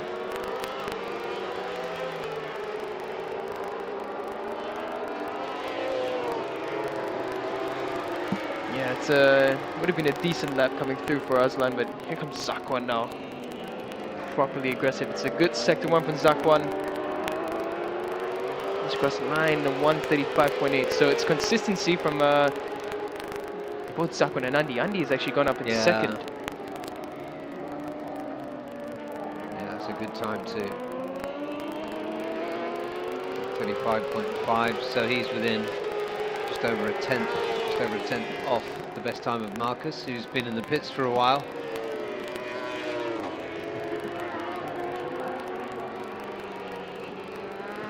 Yuki Kuni in sector 2 last time around, still in the 1:36s. You know, here we are. That's what we were waiting for. Still got almost 15 minutes left, so actually plenty of time.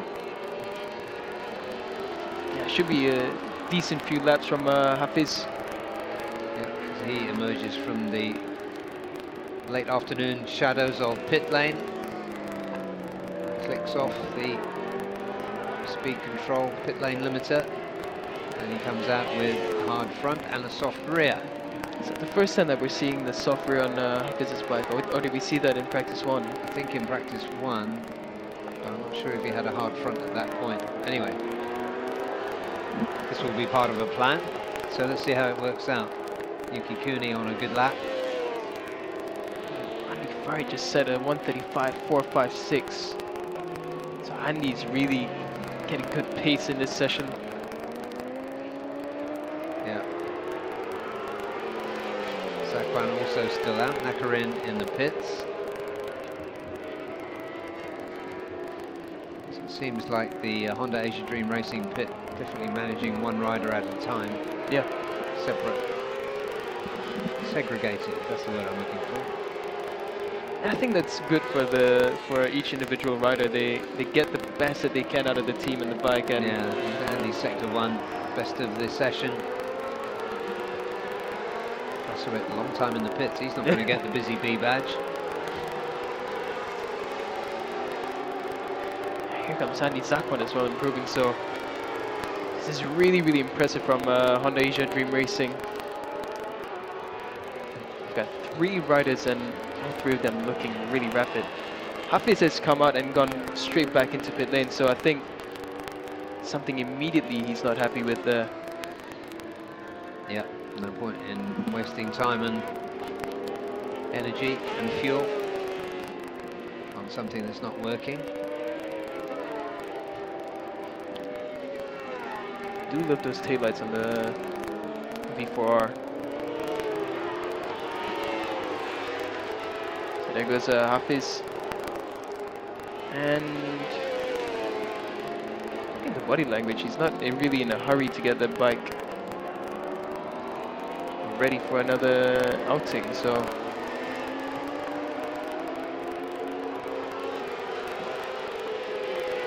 interesting. for now the 2 Honda Asia Dream Racing with the Streamo riders besides Nakarin putting in consistent lap times, both of them below 136. All 3 of those riders have been showing really good pace, and we haven't seen this rider for a while, the defending champion, Markus Reiterberger. He has put in 10 laps, and he has set the fastest time of the session. So it looks like one more outing for him on this Friday afternoon, late Friday afternoon.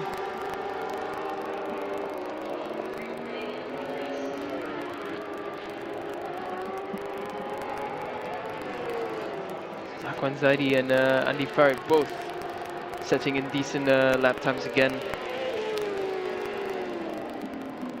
There's Andy over the bumps.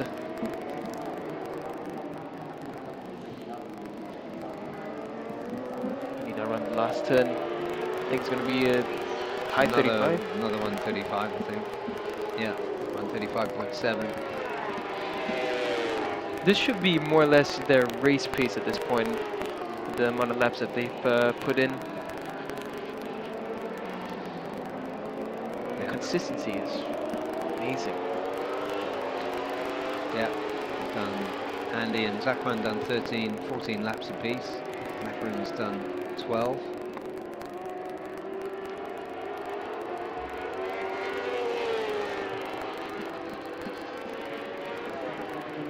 Cooney comes back in. He's still in 136s. This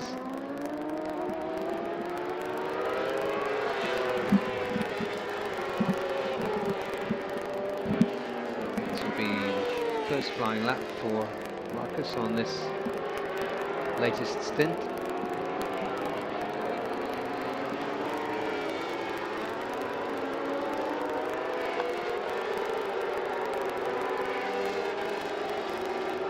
Coming up for Andy Farid.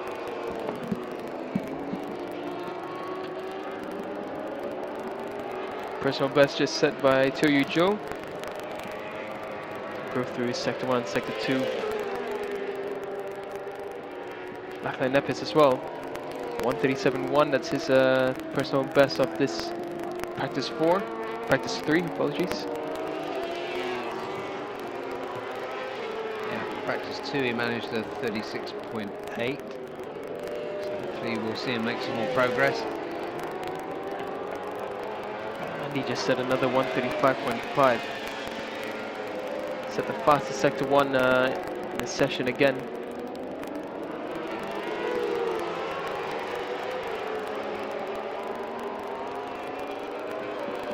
Markus bringing himself up to the pace. He's not going to better his previous time.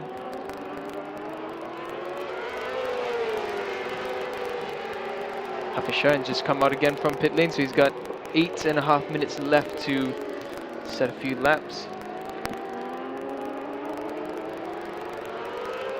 Because Markus Reiterberger 136.135 on that one, so yeah, he'll be quicker this time around, I would wager. definitely, yeah. If I was a gambler. Here's Hafishan now with the JDT racing team. It's got the soft rear tires still on, so I thought for a second maybe he just didn't want to ride on the soft tires, but he's out there again. Perhaps just a minor tweak to suspension. This is not a flying lap, this is a Hafizharin's out lap, and what a shot that is. Yeah, it is, as you said, this late afternoon sun does create a wonderful effect. You can see the golden light. And of course that colour scheme works well in the golden light as well. Definitely does, and here comes Hafiz now to begin his flying lap for his last stint. Front wheel going sideways there.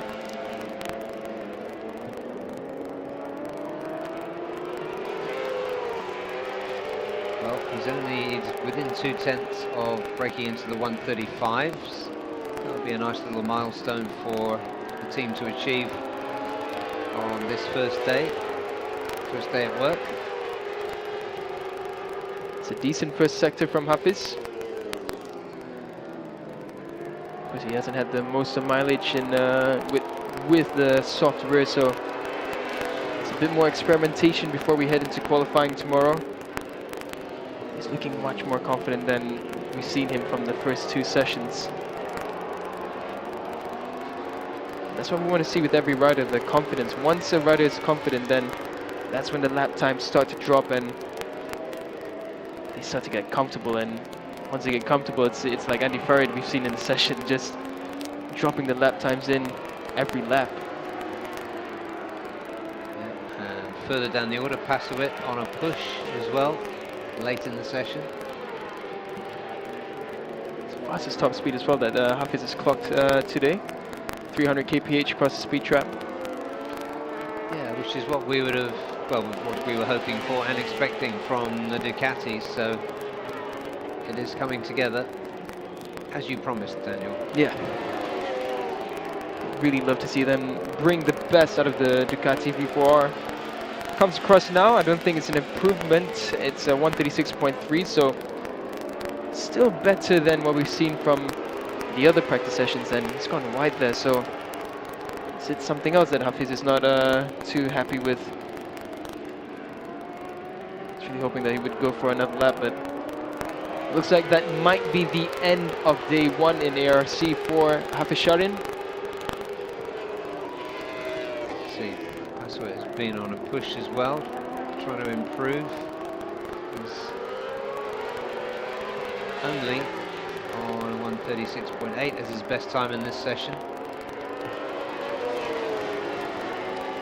Aslan as well, he's gone back out, so it's the most laps that we've seen Aslan put in a session. Yeah. Goes into turn 12 with the back wheel in the air, comes out of turn 12 with the front wheel in the air. It's just the way Aslan does it. Here we go. Oh, there we Perfect go. timing. Not surprisingly, the director saw that as well. There we go. It's poetry in motion.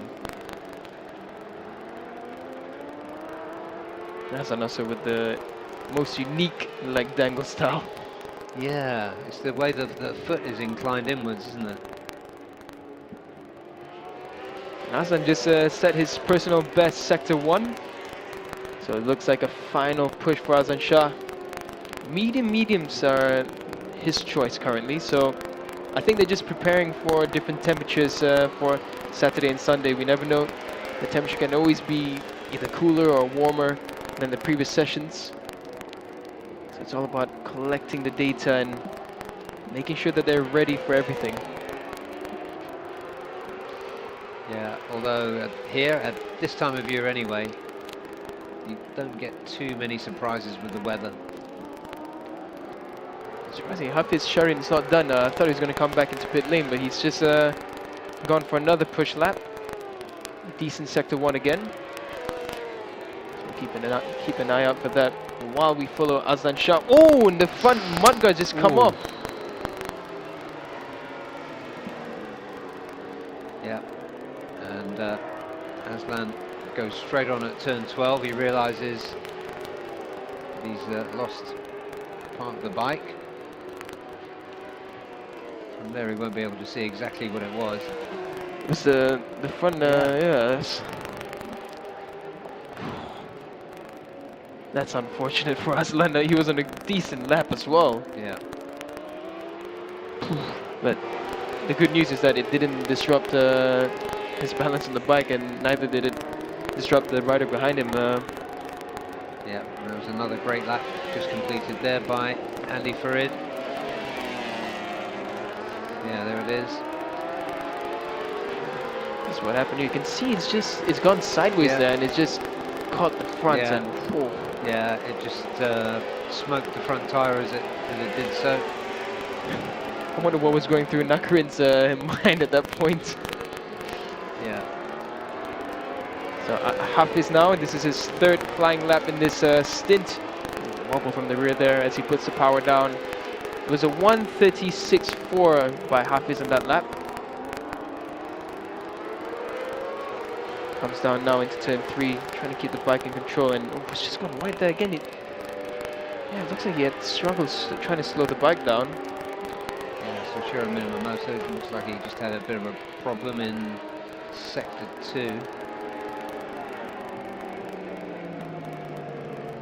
So Yuki Kuni's going to come up, but he's not going to have enough time to set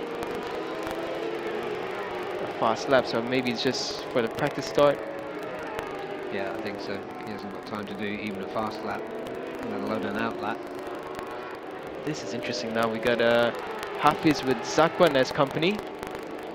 Two really strong Malaysian riders, setting the bar very high for other Malaysian riders in the sport. Looks like Hafiz is not really on it, but as much as he comes around now, he does have enough time to set another flying lap. Looks like Nakarin is having a final push as well. There he is on the screen. Yeah, Nakarin's on a really good one. Good sector 1, 19.8. So we're in the last just over 30 seconds in this practice 3 session for the ASB 1000s. Decent sector 2 from Nakarin there. Hafisharin and Zakwan have come across for another lap, so they will have one final push. For now we follow Nakarin. I think this will be Nakarin's final time around. Nakarin also has a soft option rear on. Yeah, rear tyre bobbles under braking for turn 12. Stands the bike back up, gets across the line, and in fact, I think he just got across in time. Did he? So if he, yeah, I think he did. Yeah. Oh, wow, yeah. What? Very well timed, very well played, Nakarin. Yeah, it was by about a whisker. Someone who definitely didn't make it in time is Yuki Kuni. He's just Yeah. come out and he'll take the checker flag.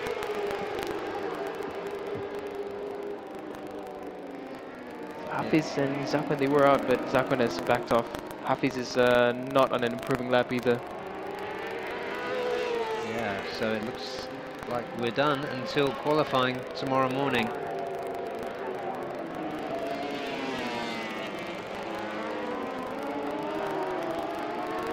Let's have a last look at that Ducati of Fisherin.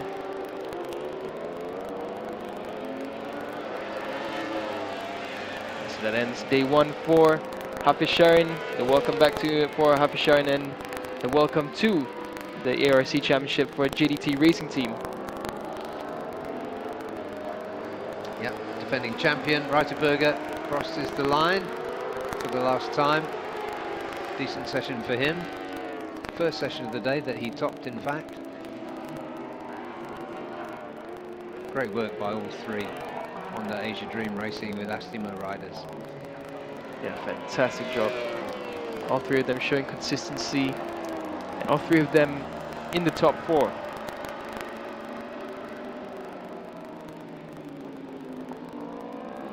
Tomorrow, Saturday, is qualifying for all classes. It starts with the split qualifying. First and second sessions for Underbone 150s. Sort the order out there. TVS Asia 1 make. We'll also have a split session. And then straight qualifying for AP 250, Supersport, Underbone and ASB 1000. But there it is, confirmed. back at the top of the timing screens, Marcus Reiterberger with a 1:35.411. Second, another brilliant session for Andy Faridis, the half for Honda Asia Dream Racing with Astimo. He just leads his teammates Zakwan Zaidi and Nakarin Atirapuvapat, who are third and fourth. Hafiz Sharin comes up into fifth with a 1:36.1. Soichiro Minamoto, who had a problem at the end there for Yamaha Techni Racing Team, finished sixth. Seventh, Aslan Shah, who had mudguard fall off at the end, which didn't help his final push. Yuki Kuni, quite a session for him for SDG in 8th. 9th, Kazma Daniel Kazmayuddin, we saw very little of Kazma in that session. Paswit Titiwararak, best time for him this time around was 1:36.8. Lachlan Epis completed the session happily, 1:36.9, he was 11th. 12th, Osama Marai from Victor Racing Team on the Yamaha, and Joe Joe with the BMW for his Savitar ESG Team Asia, 1:42.969 for Joe. And that brings us to the end of the action today. If you've been with us all the way through, take a bow, because that's 13 sessions of free practice. But we will be back tomorrow morning, bright and early. The Underbone practice starts at 8 o'clock in the morning, and this is where we have qualifying 1 session for the slower half of the field, followed by the fastest 2 of those will go through into qualifying 2, and then we've got a similar format for TVS Asia, and the ASB 1000s will be the final qualifying session at 11:10 local time, and racing starts in the afternoon at 12:35. So join us tomorrow wherever you prefer watching. Thank you for joining us today. I think we're wrapped for today. The marshals come out on the track to tidy up. So thank you again for joining us for this session. Come back and join us today live at Chang International Circuit for qualifying and racing in the afternoon. You're watching the IDEMITSU FIM Asia Road Racing Championship. We'll see you in the morning.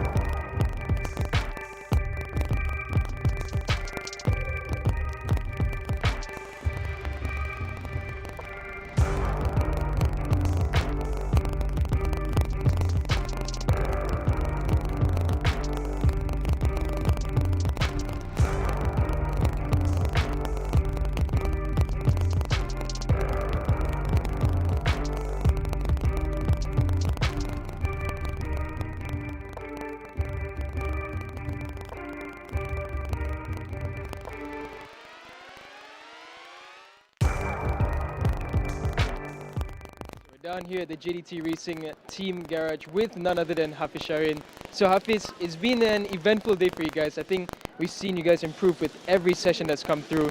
Can you give us an insight on what you guys perhaps have found and what you're looking forward to finding tomorrow? We are going progress, improve every stint that we go out, and then the second free practice I allowed to try the Super Pole tire, and we managed to get close to the other same time. But yeah, we find the speed. We know that our speed can be there also, but we still try to find the electronic and also the geometry of the bike, because the bike is a bit aggressive in the exit of the corner and movement a lot, so it's not easy to manage the movement. But as I say before, we try to improve every stint we go out. Now bike is improved slightly better than this morning, and the afternoon maybe quite hot and we didn't use the new tire. We try to use a used tire, and also in the afternoon with the medium with used tire we did a faster lap in my personal best. So I hope tomorrow in the qualifying we can improve one step better the bike, so we can play with some group in the front, and sure in the race will be tough for everybody because the condition is really hot, and also we don't know which compound that we need to use, and yeah, we will decide tomorrow and try to improve. At the moment, try to improve and enjoy, and I'm happy to be back on the bike after 3-4 months also, and now yeah, I'm really happy to be here and looking forward for tomorrow. Speaking of being back, it's been 13 years since we've last seen you in ARC. So you have some familiar faces still here, but with the new faces, how do you think the competition is so far for you? For me, when I leave Asian Championship 12 years ago, that was growing up, growing better and better. You know, the championship, and also now they're making 1,000 category that are really interesting for everyone. But maybe some people didn't know yet, but we try to make it Asian Championship great and bigger. And as a Malaysian rider, proud to be part of this championship. So yeah, we will see in the future how it's going, and I hope next year and more manufacture, and also yeah, we will see. We didn't know yet about the future, but now we focus on our season 2024 and round 1, and yeah, I'm really happy. Thank you so much. We look forward to seeing you this weekend. Good luck. Thank you.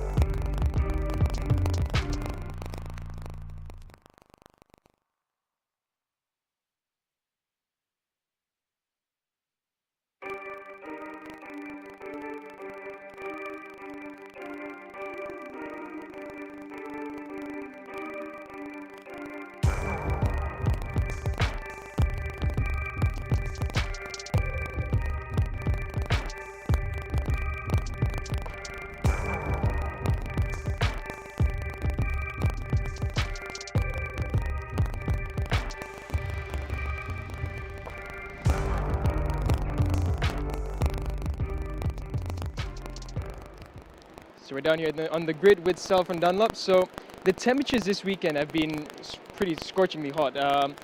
What has the feedback been so far from the riders about the tyres? To be honest, this morning, believe it or not, actually it was quite cool conditions. Even though it felt really humid, the track was quite cool around the 35 area. This afternoon, yes, it did. We had about an increase of like 13, 14 degrees. That's when we start to lose a little bit of grip.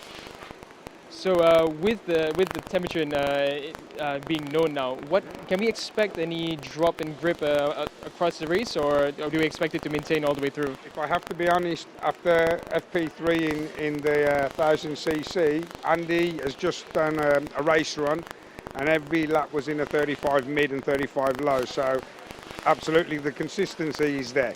No problem with the tyres. Awesome, yeah, it looks great. Thank you so much for that insight. You're welcome.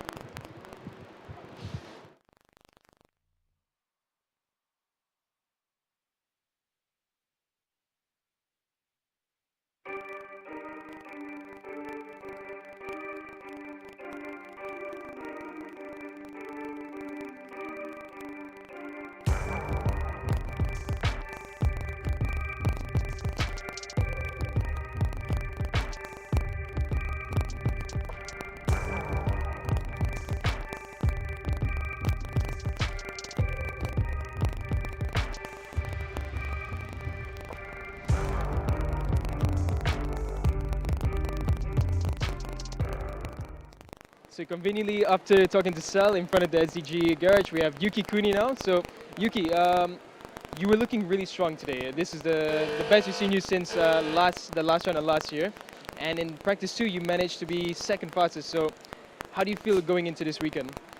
Okay, so from last year, I was depressed for the rookie to the last race in here, but I was after the injury, so still I'm not perfect my physically, so I was so struggling in the last race. But after off season, I tried to fit my injury, and we did in the Wednesday we had the test, and we did quite good start for the here in Canggu International Circuit.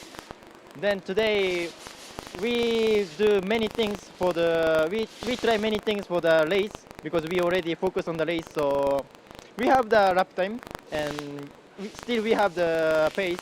So I'm so looking for the race. We know that the temperatures have been really hot. Has that been a concern for you guys so far? The temperatures being really high. So has that been a concern for you guys so far? My honestly, because physically it's so tough because they're too hot. But this is already the same condition. So I will try manage for that also, and we will see for that. Thank you so much, Yuki. Good luck for this weekend. Thank you.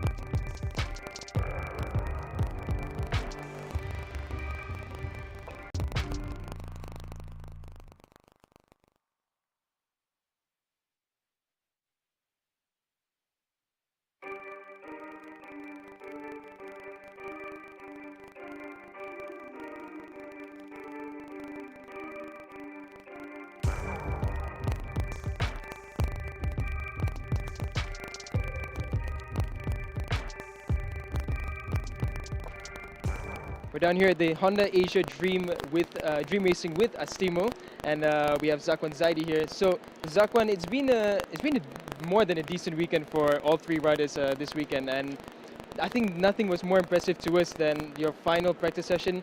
You and Andy, especially at the end of it, trading places second, third, and the lap times were unbelievable in consistency. So how has today been for you guys? Yeah, for this moment, I feel not so bad feeling, because now we have a new bike.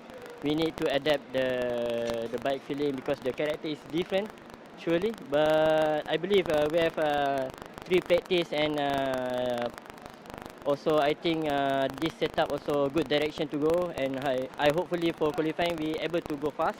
And yeah, in the FP3 we make a long run to see how far we can go, and we try to manage the pace, but not so bad feeling because the temperature also a bit hot today. So we try to improve which point we have struggle, and I believe we try to prepare for tomorrow qualifying and race. Speaking of the new bike, could you tell us what's been the biggest differences between last year's bike and this year's one? Uh, when I try the old bike compared to this bike, totally different because the chassis also quite soft feeling, and also the engine character also different. So the power deliver also not so bad, but the ratio is a bit different than last year. So we need to understand how the character, and yeah, many times we try the electronic side to improve, but now we understand where to do, and hopefully we can solve the problem. Thank you so much, Zakwan. Good luck for this weekend. Thank you.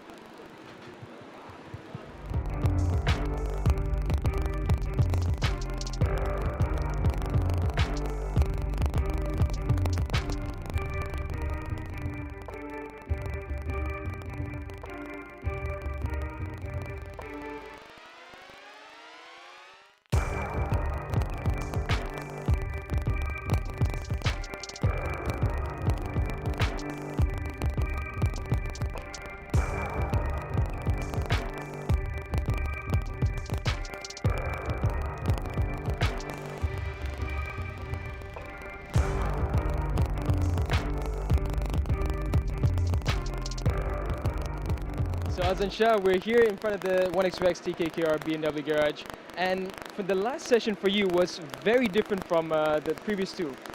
Previous two we saw you get the top timing and immediately you went for your break, but in practice 3 we saw you go out for a few more laps than usual that we've seen today.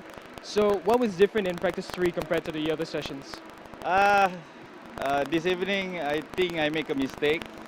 My riding changed completely different. I a little bit too aggressive on the brake and too early on the throttle.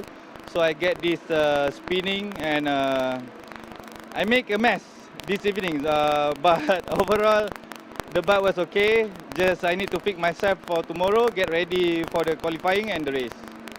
So we know the temperatures have been really scorchingly hot. Has it been a problem for you, or do you feel that it's been fine? I'm okay, no problem. Awesome. Thank you so much, Hassan. Good luck for this weekend.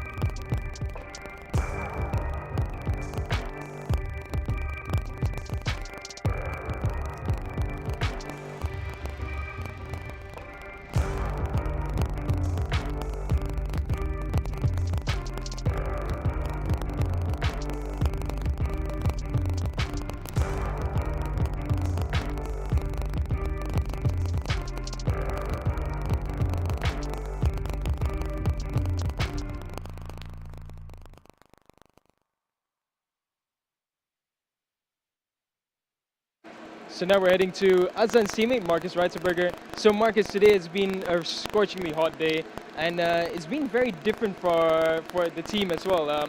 We saw Azlan at the top for the first 2 sessions, and then we saw you come strong in practice 3. So can you talk us through how the day has been for you? Yeah, it seems that Aslan is very strong, and we struggled a little bit because I missed the whole Wednesday sessions because we had an engine failure. As you know, we came here with a very short decision, so normally it was not planned to come. But I decided I want to come. I take the same bike as I have with all the spare parts and all the used engine, I would like to say, and I give it a try. We know that we are not best prepared, but we know that the bike was winning races. And yes, but unluckily I had a bad failure on Wednesday, so now I have really standard engine from the street bike. So I have to push more than the maximum to be able to do these lap times, and I really struggle, especially the heat and the new tires and the missing session. It's not easy for me, but step by step we improve. And yeah, I try my best to survive this weekend, and for the next race for sure we will be best prepared again. Thank you so much. That's very well said. Thank you, Marcus.